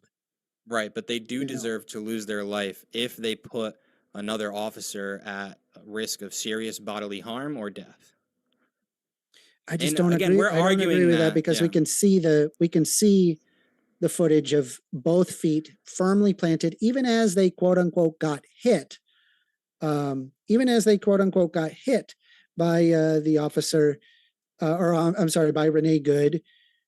He didn't even lose his phone. He didn't even lose his footing. I mean, Yeah, so this he is did get 20/20 hit by the hindsight. vehicle. It would have been grazed at that. He moved out of the way. I don't believe that he was in danger by the time that he had moved out of the way. And therefore, there was no reason to pull out your gun and shoot at them. Let me ask you this. If all things considered in hindsight, right, do you think that this could have been handled better by the ICE officer? Keyword hindsight, yes. Okay, yeah. So he probably shouldn't have pulled his gun out and stood in front of it. He probably could have just taken that license plate number and then called the court and, Well, put even some if it charges stopped, on them after they were home, right? let's just say he fumbled his gun, right? Couldn't pull it out of the holster, and never wasn't able to shoot because of that. She would have gotten charged with assault with a deadly weapon, right? Would she have gotten charged with assault with a deadly weapon? I don't think so. She hit him with a vehicle. Of course she would have been. She hit a federal officer. That's a felony. Her intent was Doesn't not to hit matter the intent. officer. Doesn't matter. In that situation, you're disobeying a lawful detention, and you strike an officer with your vehicle, whether Well, it's by I mean, I accident agree. or not. It's unlawful that I would more than likely, it would be obstruction and, blocking traffic would likely be and fleeing a scene. So Well, you it would would have be a 3 good felony. charges then. And it would be a felony But that's under not. But USC that's not a 18, justification Section to. 111. But that's not a justification to kill them. Right, and no court would argue that. Yeah. Yeah, because the only justification for killing someone is if they pose an immediate threat of death or serious bodily harm to you or other people. And I don't see that. I mean, he moved out of the way. All right, so then So that's there was where no I come immediate in and threat. say, I mean, then there's no officer-created jeopardy. You can only make one of those arguments. You can't make both. Again, it's a temporal thing, right? No. He was in danger, and then he dodged out of the When? way. No longer in danger. And again, look, I want clear clarifications just because when you use a word danger, it could mean a bunch of different things. There's In front of a potential vehicle. danger. Danger. There's potential danger and immediate danger. I need you to make the distinction. Was he ever in immediate danger? Is that a legal term? Potential and Yes. immediate danger? So, like, for example, I have to look it if I got into a situation with an officer and my car is at a standstill, and even if it looks like I might run, like you don't know, like I'm not complying with the orders, and he just unloads on me. That's not potential defensible. danger is a future risk that could happen, like a pedestrian far away, while immediate danger is an active threat requiring instantaneous action, like a car swerving into your lane. Okay. Well, even under the immediate danger, I think that there was potential danger when they were backing up, and then immediate danger as she put it in drive. Right. And when did he step in front of the vehicle? When they were in reverse, so creating the potential danger. But the immediate danger was effectively caused by the fact he stepped in front of the vehicle. Right, but he never needed to step in front of that vehicle. If Renee Good had not chose to attempt to flee, because I do think we don't know her intentions, but I believe she chose was trying with the intent to flee. I think we are in agreement that she intended to flee. Bad she did that. She didn't act correctly. She should have stepped out of the vehicle. The only reason I qualify is because in court they won't just assume intention. But that doesn't mean that she should die for it. Just because when we're talking about murder and legality. But again, nobody's saying she should have died because of her crime before she decided to accelerate aggressively. You did say that she got what she deserved. Yes, in a specific context. That's like saying, imagine if I was sitting here saying, I'm glad she died because she was a lesbian. That would be completely different, right? She got what she deserved because she's a lesbian. That's a completely different context than she got what she deserved because she put the life of an ICE agent in danger. I don't think she had any intent to do so. And by the time that the first shot was fired, he was already out of the way. He could have if he could have just taken the time to not spend his time recording. To be honest with you, again, I just don't feel that an officer or anybody for that matter would be focused on recording if they felt that they were in immediate danger. Well, to be fair, I think, and tell me if you agree with this, he didn't seem like he wanted to detain her. All right. Okay. He didn't seem like he wanted to detain her. It seemed like he got her information and was probably frustrated with her and went back to his vehicle. But once, because he wasn't, they don't have military ranks, but they have managers and stuff. Maybe he was just lower level and he didn't have, he was waiting for a supervisor and he's like, I'm not detaining her, I'm going back in my vehicle. Do you see that in the video or do you disagree? I didn't see in the video that he goes back to his vehicle. Well, because remember, he walks around the whole vehicle and gets the back license plate, and then he walks back around the whole vehicle towards his car. Now, that doesn't mean he was going to get in his car and drive away. Maybe he was going to go get something in his car. But he does walk back towards even the you vehicle. Acknowledge the pivot. He moved towards the vehicle to stand in front of it. So he when wasn't actively trying to get to his vehicle. He clearly was body blocking. But what I'm saying is, because remember, he doesn't cross the vehicle until it starts moving, because I was wrong on that point. Remember that. Now, the reason he wasn't in front of the vehicle when it started moving was because he went back all the way towards his car until he heard Renee's girlfriend or wife or whatever come up on the side and say, I think you should go get lunch, big boy. She was, talking a little shit. That's fine. She can do that. But then he starts, while she's talking shit, he hears his fellow agent order a lawful detention, and so he's like, all right, now it's game time. I got to go help him. So he ignores the girlfriend and walks back towards the vehicle, and that's when he steps in front of the vehicle. So all I'm saying is it doesn't seem like he wanted to detain her, and that he only went back because he's like, oh, okay, we are detaining her. I'm going to go help my fellow agent. I mean, I'm not He never aware an- of. Okay. Can you repeat that last part? Yeah, so it seems like because he never gave a verbal command, he never even talked to Renee, or I don't know if I don't think they exchanged words. I think he just recorded her saying something to him, like "I'm not mad at you." When he goes back towards the vehicle, Renee's girlfriend says something to him. He turns around to film her. As he's filming her, he hears the other ICE agent order Renee to get out of the vehicle, and that's when he starts heading towards the front of the vehicle to try to assist his fellow agent. So it almost seemed like he was just there to get information because he was already past her anyway. Maybe he's like, because they deal with this stuff a lot, and they usually don't detain them. They just try to work I around guess it. our disagreement is that I feel that is completely improper to step in front of the vehicle. You never should have done that. You agree that he shouldn't have done that. I just believe that he had effectively manufactured the problem to begin with. And if he just simply took their license information and then stepped off to the side or, did not put himself into harm's way or anybody else's harm's way, Renee Good would still be alive. We wouldn't be talking about this. Yeah, and then just, my last statement before we go into Q&A, if that's fair. I would just think that you're kind of making two separate arguments. And I tried to get the clarification of, was there ever immediate danger? If at the time of immediate danger, was that the same time that he put himself in front of the vehicle? If those times don't line up, then that is not, by definition, officer-created He put jeopardy. himself into potential danger that turned into immediate danger. But the point Right, is which that not it's officer-created reasonable to jeopardy. assume you do not place yourself into potential danger when it can be No, avoided. it's not, because what if, like, in the same, again, you say, you haven't studied the situation, but just imagine a cop rolling up on someone who he knows is armed. If he approaches that person, that is putting himself in potential danger, as long as he's not currently shooting. Yeah, and nobody. So cops don't just approach somebody. Yes, when they they're, do. No. All the time. No. How do they end their life? Alex, what they do is they tell you to put your hands up and lie on the ground. They do not approach. They only approach after they know that their arms are up and that the threat is at least alleviated. Right? What happens when the threat? They tell you to lie on the ground, arms up. If they know you're armed, Correct. the last thing you want to be doing is approaching. That's the last thing. And so, but what happens when the person refuses to comply? You have to fire. You have to approach.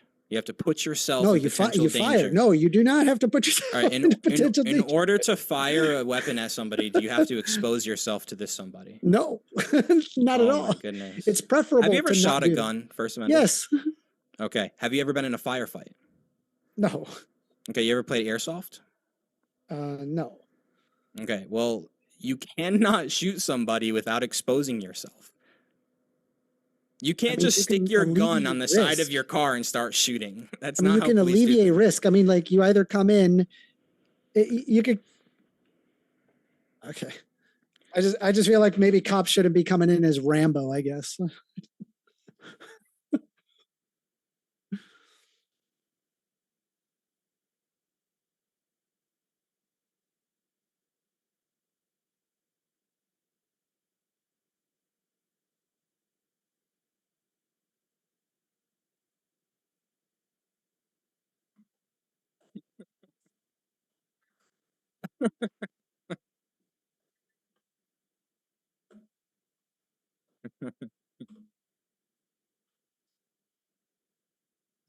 Who was this?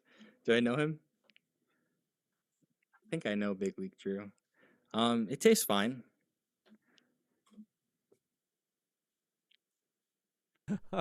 Oh, I have a was remedy for muted. this if I think I was it is. muted this whole you- time during the Q&A. I'm sorry. Oh, folks, I'm sorry about that. We're jumping into the Q&A. I'm going to read through these as fast as I can. First one from Greek Archaeology. James, please bring back the shoulder pads from the JLP debate. What the? I did not know I had a blazer with shoulder pads. Thank you for letting me know. Big Lee Drew says, please tell me how a leather boot tastes. Wi-Fi, I'm very curious. And also said, why didn't the ICE pickup drive by like the ICE SUV did? Wi-Fi. Yeah, because he was legally allowed to detain this person who was obstructing them while they were doing their official duties. Is Now, it they Alex could have. Wi-Fi? Yeah, sorry. Okay. I've kind of done a brand shift a little bit just to my name, but All right. most people know me as Wi-Fi Gospel. Okay, fair enough. This one from Bless My Vibe Code says, first child, aka first amender. He had internal bleeding to his torso. He even gasped, which shows he was scared and in immediate danger. It's self-defense. No, because I mean, even if you presume that they could just shoot, he's already placed himself into danger. And there's also this presumption that somehow that things are like a video game, where as soon as you shoot somebody in the head, that, I don't know, the car just magically stops. No, if anything, the car accelerates because you just turned a human being into a brick and they're just going to accelerate. And that's literally what happened. The car accelerated and veered off and hit something. This is why you don't step in front of a vehicle when it's not in neutral or park. To be fair, First Amender, if you don't mind, James, I did read you several court cases where police officers were ruled in the favor of them for shooting people in moving vehicles and stopping the threat. Now, I do agree with you, it doesn't stop the immediate threat, but it is what police officers do in a situation that calls for it, right? And maybe you're saying this doesn't call Typically, for it, no. but they do that. And this does not call for it, no. But there are situations that do and have been cleared of officers to do these things, correct? Sure. I'm sure there's probably, I could find a case somewhere where it is necessary to shoot them, if they're in a vehicle because immediate harm. But I don't see that here. I really don't. This one from, do appreciate it. Basil Problem. Do you guys want the raw and unedited questions, or do you want them to be reasonable? Raw and unedited for me. Okay. It's up to First Amendment. I don't. Thank you. I mean, just saying, because your friend Basil Problem, he just can't get your body off of his mind. But we're gonna do it. It's raw and unedited because Basil is just kind of a creep. He Bring says, it. Wi-Fi chubby. So in addition Yeah. to being an expert philosopher, you are also a constitutional lawyer. Did you get the 2-for-1 special? James does have very polished PhD holders. He has a PhD. He has experts on here all the time. I am not an expert, but I do like to argue. And honestly, there are things that I'm good at and there's things that I'm not good at. I'm testing my chops in some political debates here, all right, and stuff that I believe in. But Basil Problem, hit me up on or tag me on Twitter, Instagram, wherever you want, doing as many push-ups as you can since you love to call me fat. If this fat ass can do more push-ups than you, you're no longer allowed to call me fat, and you still have to super chat James and call me, I don't know, stronger than you. There we go. Wow. This one from Big League Drew strikes again, says Wi-Fi. Now, you're getting a lot of questions, Wi-Fi. It's not just for good old First Amender tonight, but there's plenty for you. Don't worry. There is? Okay, all right. They say, you can't say we can't use hindsight, then mention an incident the guy was involved in months prior like it's relevant. Well, yeah, it's not hindsight about the exact situation. I'm just saying he has direct prior knowledge. I'm sure all officers understand the risks of being dragged by a vehicle, but those risks become much more intimate to you when you're involved in the situation. But I don't think to be fair to Alex, I don't even think we mentioned it. I don't even think we touched on the topic. Number one, I don't think it's relevant. I said it once. And number two, honestly, if he was like, if he was legitimately like, oh, he's like traumatized, and so he acted in the way that his trauma he probably shouldn't even be a field officer in that case. Yeah, I agree. I don't think it was like a PTSD situation. I was just saying he knows better than anybody the risks of being dragged. Yeah, this that was one my point. From Big League Drew strikes again, says Wi-Fi, how would you feel if you didn't eat breakfast today? Yeah, I have no problem answering hypotheticals. I don't know if I'd be hungry because I went 30 days without eating before, but maybe I would be hungry. First, you can see it in First Amender's face. He's listening for the right answer. He's like, "Ooh, oh, like tell me." He gets this What is question- with your fan base with that question? He's First Amender's like trying to crack the code. He's like, "Oh, is this the right answer?" First Amender had. Now I'll be ready for No, it. they expect a short answer, a short, quick, pithy answer. Big That's League what they're Drew looking for.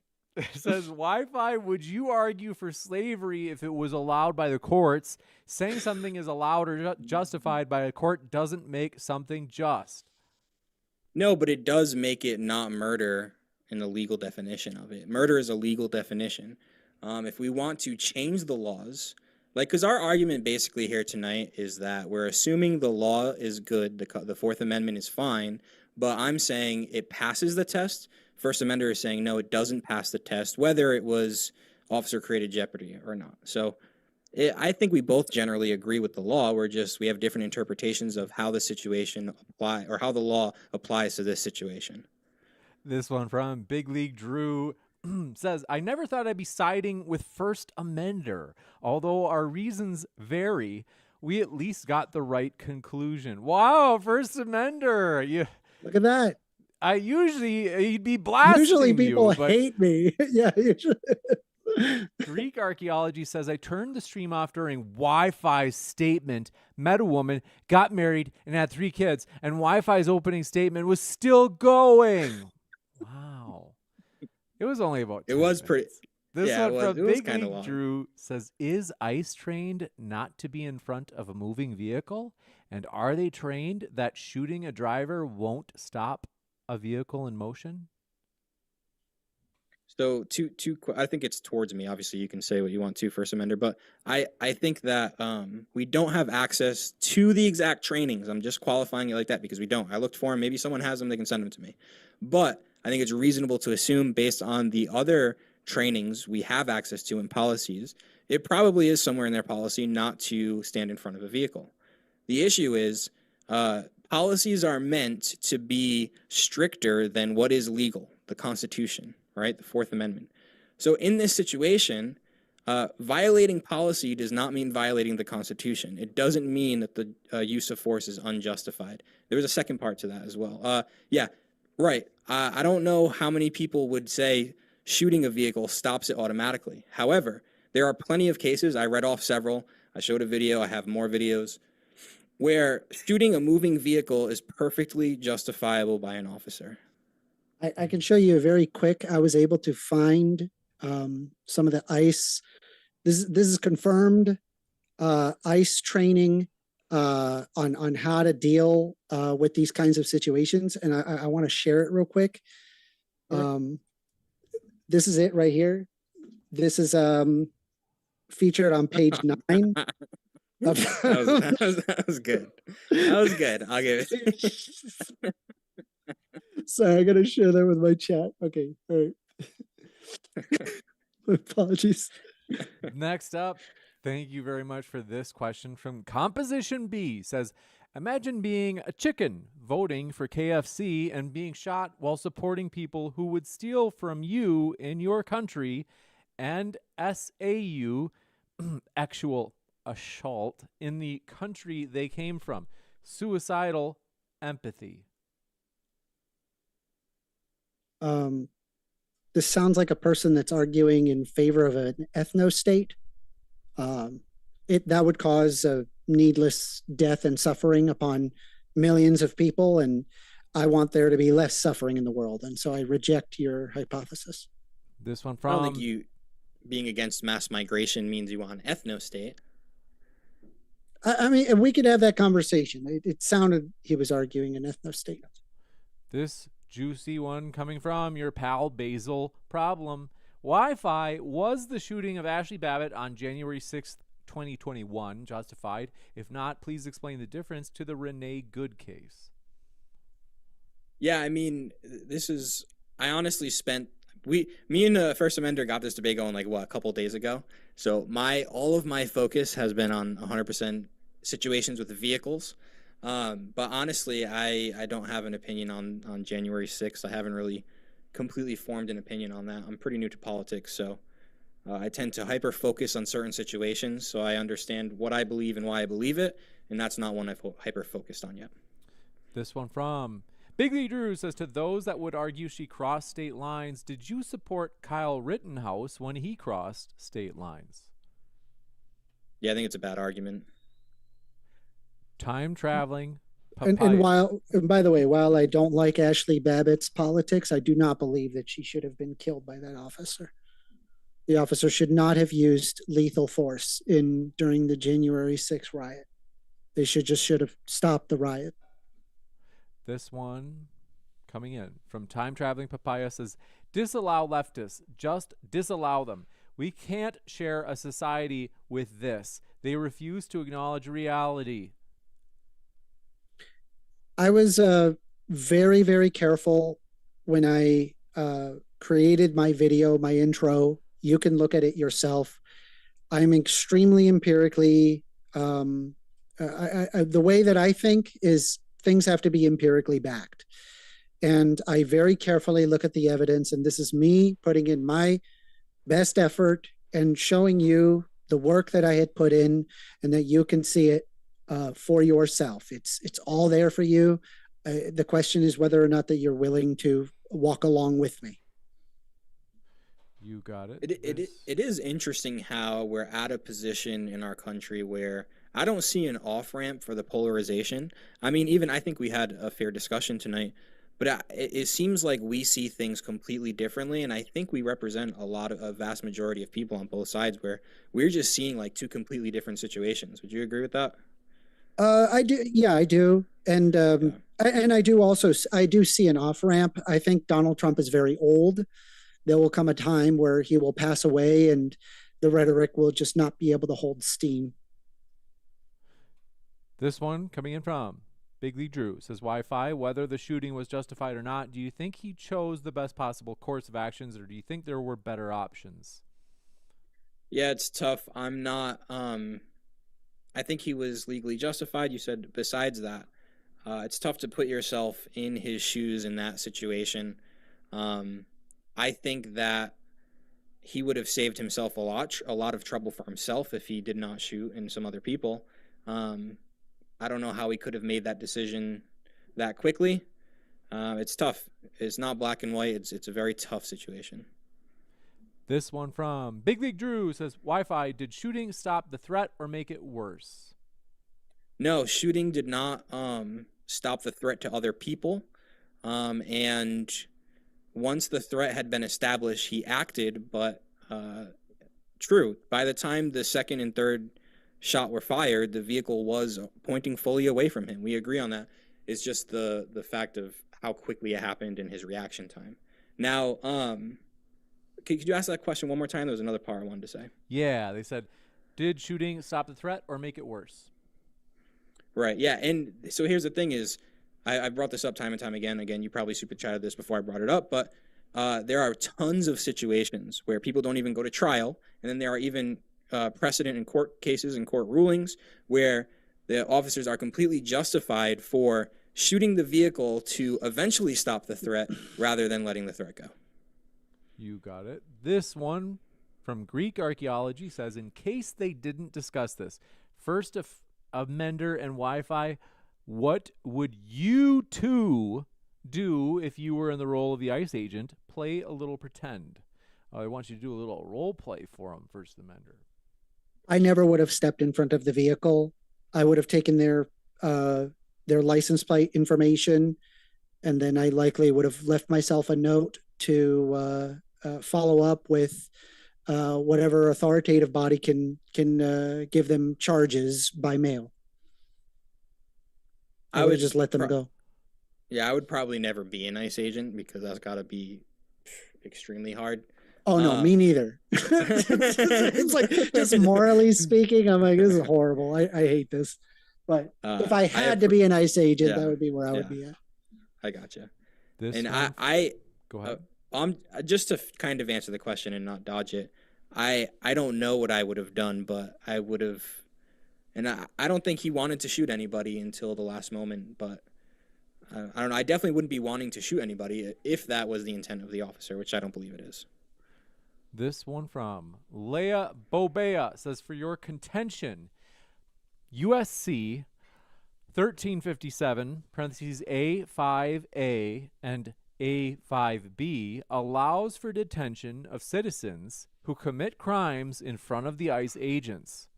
Awful, but lawful. Yeah, I'm not familiar with that statute. I know USC 18111 allows you to detain people from obstructing. I think that is specific to when they are conducting an investigation or conducting dealing with immigration. If you're being blocked from that, you have the ICE officer has an authority to detain somebody to prevent them from doing so. This one coming in from Big League Drew says, dude doing tricks on the long KCID of the law. Papers, please. Yeah. Thank you for your crown, Marilyn, and thank you, Emperor Fat Ass Dog. Says the officer didn't just get grazed. They recently confirmed he had a torso injury from getting hit by the car. So again, amender, it was self-defense. What is your opinion on the internal bleeding situation? I don't know. I would have to look it up further. I don't know. The reason I didn't bring it up, for anybody wondering, is because it's just I think it's either ICE or DHS released this information. But it's like if First Amender was like, well, how do you know that? Then I don't know. I'm trusting what they say. So I didn't think it was like, I believe it. I just didn't think I could back it up if it came up. So that's why I didn't bring it up. This one from Leia Bobea says, you said you understood the first shot. That's all that matters. He didn't, quote, body block. He walked around the SUV. Happened in less than 7 seconds. He didn't linger. I'm sorry, can you repeat that? I was reading, like, apparently he had suffered, quote unquote, internal bleeding in his torso, but was treated and released the same day. So is it really that serious? Anyway, I will reread it since you asked. Sorry, one more time. My apologies. You said you understood the first shot. That's all that matters. He didn't body block. He walked around the SUV. Happened in less than 7 seconds. He didn't linger. He did. In fact, he turned toward the vehicle, and Alex was able to confirm that himself. Even my opponent was willing to acknowledge that. You got it. It's an interesting point that he didn't linger, because I understand, like, I do concede I saw at least a couple seconds he stopped in front of it. I can definitely concede that. But it is an interesting point to think about the lingering aspect. However, there was a good point I was going to say. I lost it. Sorry. This one from Emperor Fat Ass Dog says, question for amender, yes or no, did she still put her car in drive even after the cop was trying to block her? If yes, isn't that attempted manslaughter? No, because she turned away. She was not intending to kill them at all. I don't believe that there is, and I mean, I guess somebody could argue, hey, that internal bleeding, but the fact that he was released the same day means I believe that he was likely just grazed on the leg, and that was it. You got it. It doesn't matter how serious the injury is. It just matters the potential, she's turning away. Threat. She's actively avoiding hitting him. With the vehicle, even accidentally hitting him in that situation, he can't know her intentions, and he has to treat it as a threat, as assault. Except he was you could see his feet on the side of the vehicle by the time he fired. So he was already out of danger. This one from Do Appreciate It. Composition B says, question for Soy Amender. If she wasn't obstructing, it never gets old. If she wasn't obstructing justice and was actually following the law, would she be dead right now? No. This one from I appreciate that, but I also think it's not. It kind of it borders on that, like what he was saying earlier. Like, did she deserve it because, she broke the law? And I don't ever want to make that. Because I heard people make, like, arguments, and I'm not saying the super chatter was doing that. I agree with the super chatter, but I never want to make an argument like, oh, she broke the law, she just deserves death. The death is only justifiable. The use of force is only justifiable in situations where the officer or another person's life is seriously endangered or for serious bodily harm. This one coming in. Big League Drew says, careful talking about doing manly physical things. Not sure you're that guy. I don't know who that was for. I mean, they've been. I went a little bit over the top against First Amender. Apologies there. I got a little heated. But, I mean, dude, post a video of you doing something manly and I'll do it better. What can I say? Wow. Oh boy, First Amender showing off the guns. Oh, he's always looking for. He's always advertising, folks. Yeah, he's single, but Chris. I'm not single. Whoa! First Amender's off the market. That just makes them want you more, First Amender. I don't know if you know that.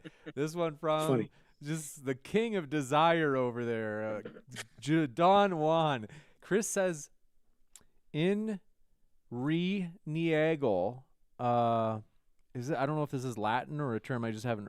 In regarding niegal means a federal officer acting in the line of duty falls under federal law, not local jurisdiction. How does that impact both sides? One more time, the question. I was.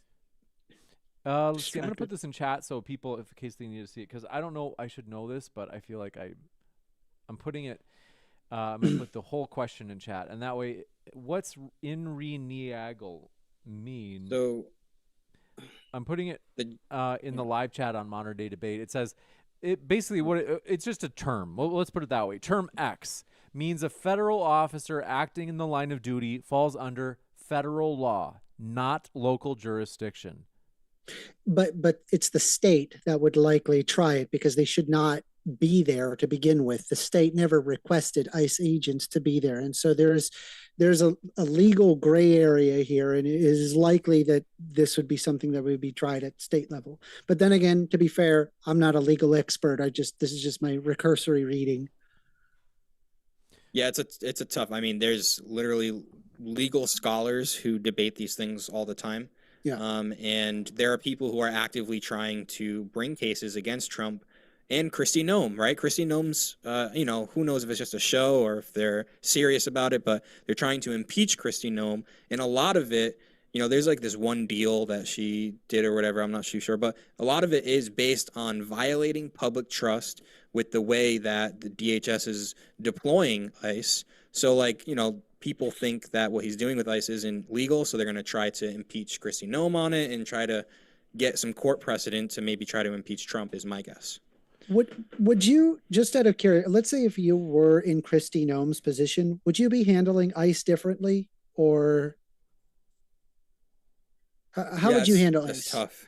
I don't know, man. How do you get?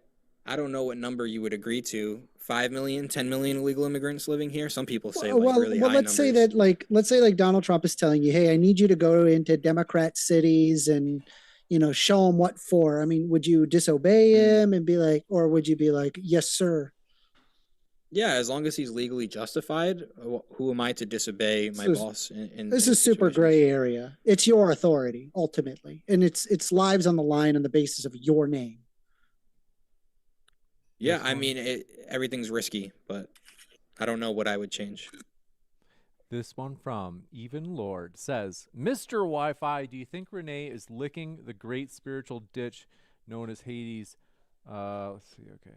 Also, do you think the Somalis care about her sacrifice, quote unquote, easy W Wi-Fi? Honestly, pray for Renee Good's soul. I think that's what we should do. This one yeah, go ahead. If you want to say more, I can give you a chance. No, I don't want to dismiss the super chatter because I understand.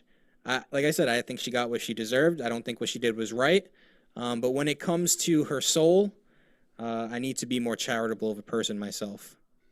You got it. This one from Jonathan Tessier says, is it dangerous to be an officer? Ergo, no right to self-defense. He was assisting, got hit, then she gladly forfeited her life for a stupid ideology. Yeah. Yeah, I disagree with the entire ideology. Like, to think that you're some sort of hero for blocking ICE from doing what they're legally allowed to do is very dangerous. And I think the people that trained her, or these documents they're talking about on CNN, saying just not comply with any order an ICE agent gives is like generally true until you start obstructing. And I don't think she knew that. I don't think they taught her that. This I mean, one. Go ahead. basic human rights and decency, I don't believe is an ideology. I think what ICE is doing is terrible. This one from Big League Drew says, put it in reverse, Terry. And Flowing Glass says, don't forget to hit the like video. First Amender is getting owned. This is once again like where you get into like the debate bro sphere, and what's better is to like learn from one another, and we can gather information from one another as opposed to one person being owned versus another. But if you guys like this kind of content, check out my channel as well. I'm a small, you know what? I actually just recently hit past 1,000 subscribers, and I swore that I would not say that I'm a small YouTuber anymore. Like when you're a business and you get 100 employees, you're not small anymore. You're not small anymore. Yeah. Yeah. What the heck? Dude, the first 1,000, I'm right around that same area, and that first 1,000 is hard. It is hard. It's so true. If you get past the first 1,000, it just gets easier. You have more momentum. It's so hard to start from scratch. You guys want to hear something crazy? A year ago, you guys aren't even going to believe me, I started a channel just like as a hobby of ghost videos. And it was so hard starting from scratch. I was like, I'm getting like 3 views per video. I just scrapped it. I was like, this is just, forget it. So you guys have made it past the hard part. Okay. Yeah. I'm serious. Now this question coming in from First Amender, you have failed to prove the elements of the offense for murder. You lose. They have many O's here. Lose. Hold on. There. Ooze. I'll at least give it to Alex, where he had he had an argument to be made, but he's not providing any argument as to quote unquote why I lost, or that I didn't address anything that Alex had said. I feel that my intro in and of itself is more than enough to show my perspective, and I think it's reasonable. This one from the word murder is like a high level, like a high standard. And if I wanted to be like an asshole and be pedantic, I could have been like, go through all that nonsense. But sometimes it can work in your favor, but sometimes you just come off as an asshole when you're too pedantic. So I didn't do that. You got it. This one from Zoidberg says, I am sorry. What exactly is the debate here? The second and third shots were murder, first degree. The dude would be eligible for death penalty if he wasn't being protected by the state. As a criminal attorney, I wouldn't touch this case. Based. Yeah, completely agree. I couldn't agree with you more. Makes perfect sense. Yeah, I think that they would run into the exact problem. That's the exact thing that I noticed.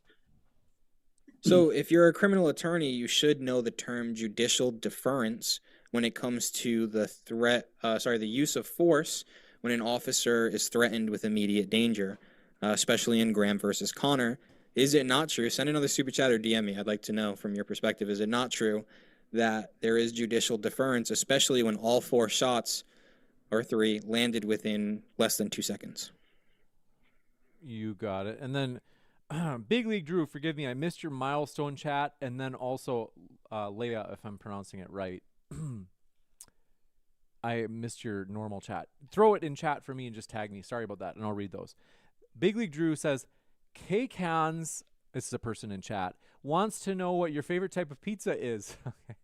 That is, Greg, he usually does ask that every time. For his own personal data, he says his is pineapple or something. Cheers. Seriously asking. This is a serious question that we commonly cover. Mine's pepperoni. What are your guys' favorite types of pizzas? Ooh, I just had pizza today. But my favorite, absolute favorite, and it depends. You got them. If you don't make it good, it's not good. But it's pizza with either white sauce or just cheese, and then grilled or crispy chicken and honey mustard sauce. I like the supreme pizza. You know, the one with all the veggies and a little bit of meat. Very good. Okay. I also do want to point out for the modern day debate audience, afterwards, I am taking live calls. And so if you want to have a conversation with me about this debate or the topic, I'll be taking your calls. So join my channel. I appreciate it. You got it. Yes. And Leah, when I say tag me in chat, I mean like tag me in chat, but attach your question because I missed that. So this one from John Mitchell says, did the officer's actions put him in front of vehicle, or did Renee backing up and angling the car assist in his position? I'll go first. I think that he put himself in front of her car. Could you make the argument that she assisted in that? Maybe in the backing up. I'm not sure, but I think him putting himself in front of the vehicle does not constitute officer created jeopardy unless the vehicle was already moving forward and he stepped in the direction of it. This one from Bless My Vibe Code says, first amender, or they said first offender. He's not an offender. He's never, okay, so they say this whole thing comes down to the fact that if people came to America legally, we wouldn't have any of these problems. I think they're saying that they're like, hey, I'm cool with legal immigration. It's when people sneak in that I don't like. You're just arguing like effectively very much in favor of an authoritarian state, and that, you know, whatever excuse that they present, I think your mentality there, it's potentially very dangerous there. I think you can actually end up with some pretty horrible situations that you would have to justify should I follow your logic. I don't think I will be doing that. What is your opinion on immigration, or at least immigration enforcement? Are you an open borders guy, or like where do you fall on that? I'm not an open borders guy. I think that our immigration system just needs to be easier to understand and follow, and it would result in people actually using the pathways to immigration. And honestly, it's both a problem of both Democrats and Republicans, where we have slowly convoluted it over time. Philosophy Cat just subscribed. Thank you for the subscription, Philosophy Cat. This one from Cool V1C. That's your pal, right? Yeah, Vic's awesome. Go check Vic out. He does live streams all the time. I know, Cool. Wow, he's pals of both of you. He's a kind person. So thank you for your question. Says, I would have taken their information, then let them go, quote unquote. But they were in the middle of the road still. You would have just left them there? Also, Wi-Fi. They would have, the fact that one of the officers was trying to open the vehicle, she was immediately trying to get out and get away. So that's where I'm at with it. You got it. Folks, don't forget to hit that like button. Crush it, destroy it. We got couple last questions here. Yerba mate. Oh, that's right. I always say it wrong. Sorry about that, Max. Seriously, it's just that I'm a boomer. They say after show on Yerba mate talks, but I think the way you pronounce it is different than that, but it looks like Yerba mate talks in Yerba the mate. live chat or if you type it into YouTube. That's right. Is it Maybe just I like can't the drink? take calls. Maybe I can't take calls. I'll join Yerba for a bit. There's a drink called Maybe Yerba we'll take mate. one or two calls. Really? Yerba mate. It's the drink. Yeah, it's the drink. It's like a tea, Yerba. right? Yep. This one from Yerba Mate Talk says, open panel, let's discuss the debate. This from Basil Problem. Modern Day Debate, is Ryan hosting on the Ghost Channel now? No, the Ghost Channel it is no longer operating. Like I said, I put up like, I don't know, not even maybe 10 videos. And I just realized like, oh my gosh, it's so hard to start from scratch. I mean, did you fill out your tags and like did all that? Like, yes, I did. It's so competitive. One, YouTube, I think the longer YouTube exists, the more competitive it gets. But the other challenging thing too right now is that now, for crying out loud, you've got AI also competing on YouTube because, people can upload AI videos. And so people's attention is being pulled in like an almost infinite number of directions now that it's not impossible to still do it on YouTube. I think the biggest thing is collaborate. So if I started a YouTube channel, I would go on Modern Day Debate and I would ask somebody else to moderate it. I would say, hey, I'd make my case, and then I'd plug my own channel hard, which I totally don't blame you guys if you plug it hard. I will plug you guys, though. First Amender and Wi-Fi Gospel are both linked in the description box. We've got more questions, so hang around. Basil Problem is mocking me more in his additional super chats. But first, check out both First Amender and Alex's channels. They are the lifeblood of this channel. You obviously enjoyed this debate, so you did listen. You enjoyed listening to at least one of them, and I'm going to make sure that the hyperlink is there on your guys' channels too. First Amender. Appreciate that. Would you guys like to share? I should do this more often. Would you guys like to share about what you talk about on your channels? Sure. Go ahead. I'm a progressive political YouTuber. I have a hot takes list of a lot of progressive takes. I argue from a progressive lens. I argue in favor of the facts and where the facts take me. And so if the facts take me in a non-progressive lens, then I just accept it and move on. And I'm always open to hearing people out. I also have a debate show where I debate people live called Debate a Woke Liberal. You can call in on the show. Anybody can call in. I do it on Thursday, 6:30 p.m. Eastern Standard Time, but I also do it during weekends pretty commonly. So. You got it. Yeah. You probably know me as Wi-Fi Gospel. I've kind of shifted over things just to my name because I've kind of gone down the politics road now. I used to debate a lot of philosophy. Is God real, though? Christian ethics, that type of stuff. Still glad to do it. Love to do all of that.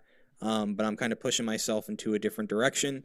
And right now I kind of post debate reviews as videos, and then I do live stream debates like once or twice a week, and I also do a live kind of like political talk show every Thursday night over on Alexander Medeiros. Now, what's your handle on YouTube, just so I can see? Now it's at Alexander Medeiros with the 2 X's. Okay. I'm at First Amender, 1ST Amender. Okay, I've got to get. It's so hard to get yours to hyperlink, but just 2 seconds. I'm going to work on that. Basil Problem, nasty guy, says Wi-Fi. I'm with RFK Jr. Deport everyone with BMI over 25. Pack your bags, chubs. Remember, don't resist when ICE comes around. Jesus. Hey, if they made that rule, I'd need 30 days. I'd be under BMI. All right. I'm not even. Yeah, I'm not.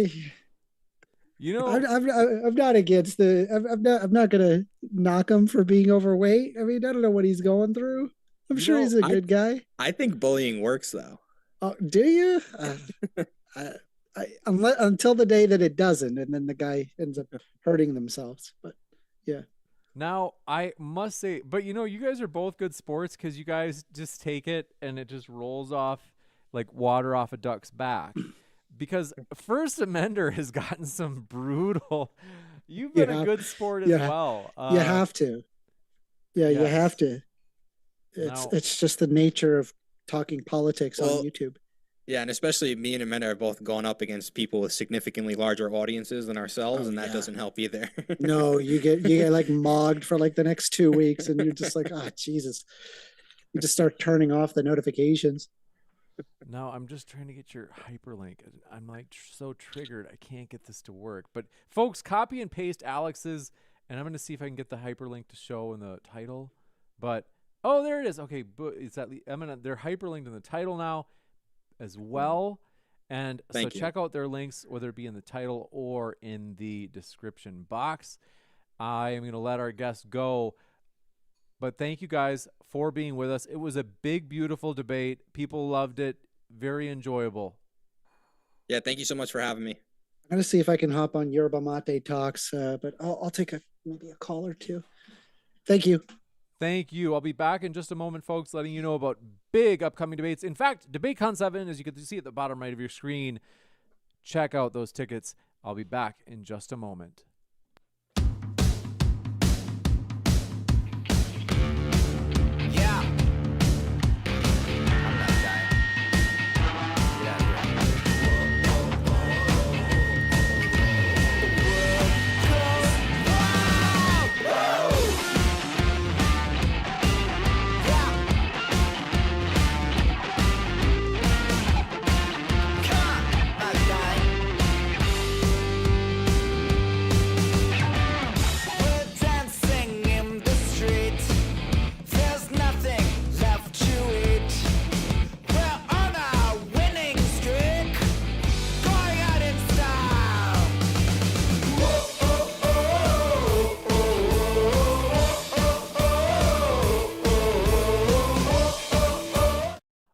amazing. Thanks for your support, you guys. As you can see at the bottom right of your screen, I'm going to load up my little camera here so you can see me again, is DebateCon 7 in Houston, Texas. This is coming fast. So, folks, you might be thinking, oh, it's like a whole 2 weeks.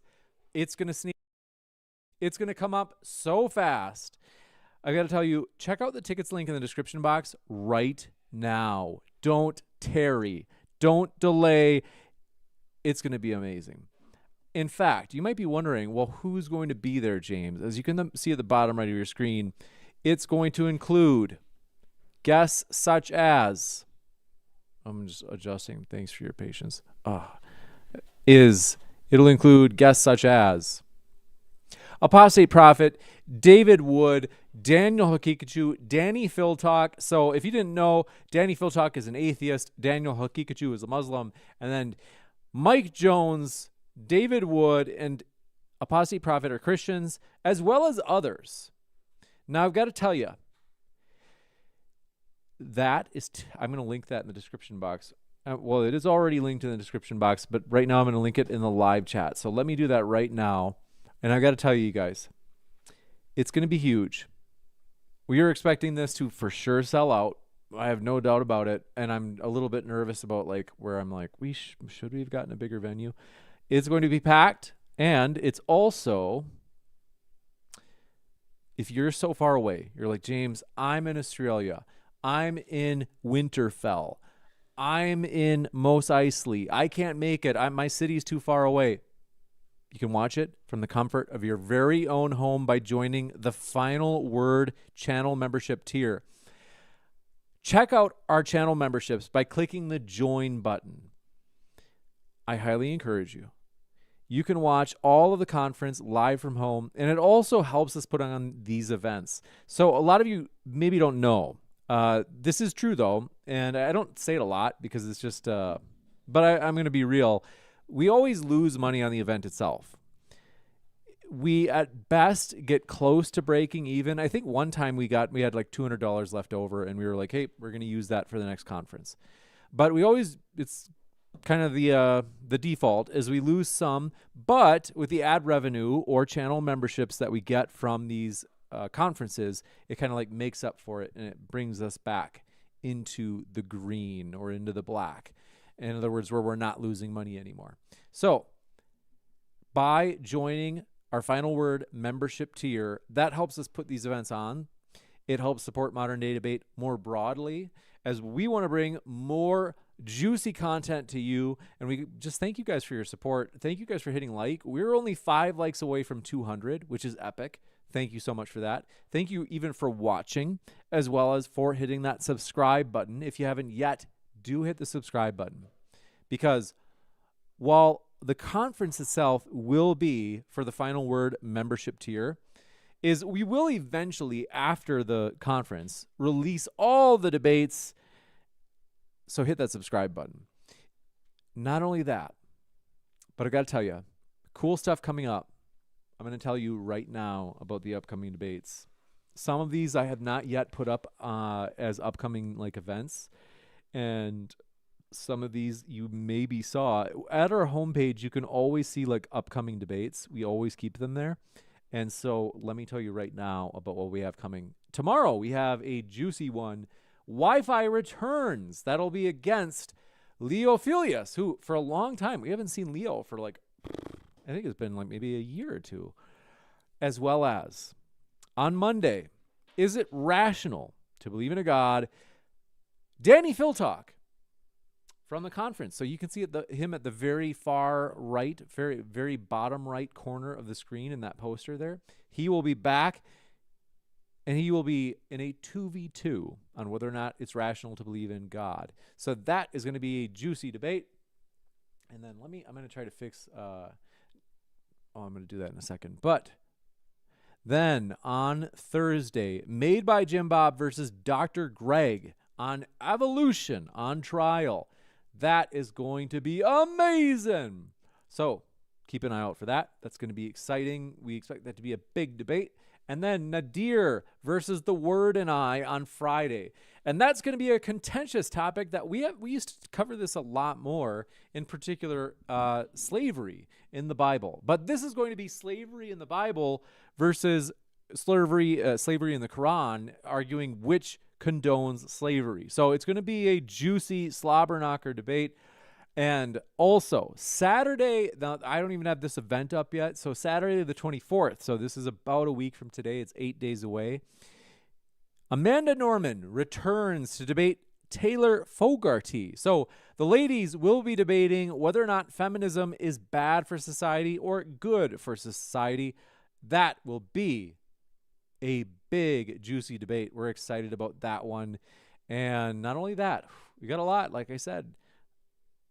We also have in the works another feminism debate before the end of the month on the 27th. Is feminism killing dating? So that should be a good one. And then I'm working on setting up one with Kai Schwemmer against Made by Jim Bob. That one is still, I actually have to reach out to Kai tomorrow. So I'm going to reach out. Let me put that email Kai for Jim Bob. And that one, I still have to actually run it by both debaters, but I think it's going to happen, and I think it's going to be amazing. So thank you guys for all your support. Thank you guys for making this fun. I love being here. You guys make it fun, and I thank you guys for your support. You guys are honestly the best. We are just excited about the future. Right now, Modern Day Debate is at, 245,000 subscribers. We predict that within about a month, we'll hit basically the big 250,000. So that's exciting. And believe me, join us now while we are small. You are still part of the beginning. The reason is, you might be thinking, James, like 245,000, that's a lot. And it is, and we're grateful for it. But compared to the future, when we hit 500,000 or 750,000, we're going to look back and we're going to be like, wow, you remember how long ago that was? Like back when we were just little 245,000 subscribers. And you're going to say, yes, I was back with Modern Day Debate back then. And I can tell you folks, we're excited about the future. Modern Day Debate is striving to provide a fully neutral platform so that everybody can make their case on a level playing field. We deserve, or we believe that YouTube deserves, a better class of debate channel, and we're going to give it to them. But I want to say thank you guys for your support. Composition, I see there in the live chat, says, cheers, James. And then Flowing Glass says, nice plug from First. And thank you for being with us. Exotic Spida, Big League Drew, Cake Hans, 4953. Thank you for being members, you guys. Appreciate that very much. And Life in HD 9218. Thanks for coming by. Good to see you again. Daniel J 8876. Glad that you are here. And then Than Green Mate retracted their message. That's the second time. That's the second day in a row you put a message in chat and then retracted it. Than Green Mate.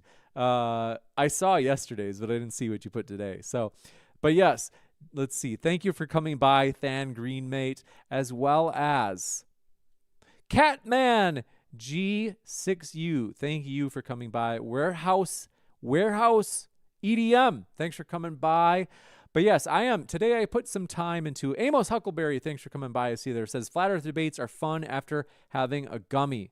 And Leia Bobea, thank you for being a member. Oh, no, Leia. Oh, you are right. I do owe you one. Leia, next debate, what I was trying to say was when I asked you to put your question in chat and I said tag me, I was meaning like don't just tag me. I meant like tag me and put your question in the tag message.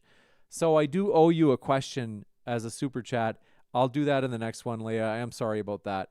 So I'll remember, but you just remind me to say, hey, I want this to be like my super chat question that carried on from the last debate. One Shot 2023, thanks for coming by. As well as Who Done It 2, thanks for coming by. Leia Bobea says, amazing. No problem, Leia. But yeah, thank you guys. And Red Wings win the cup, 1462. Thank you for coming by. We are excited about the future. Hit that subscribe button if you haven't. Hit that like button if you haven't. Have we hit 200 likes? We're so close. I can feel it deep in my loins. People always try to tell me to not use that phrase, but I can't help it. 202. Thank you guys for your support. But yeah, thank you guys for everything. I'm excited, and you guys make this fun. I love you guys. I hope you have a great rest of your Friday night, or maybe it's Saturday for you already. And I will see you tomorrow, because that's right. Tomorrow I'll be hosting as well, and it's going to be a fun one. Thank you guys. Take care and have a great rest of your night.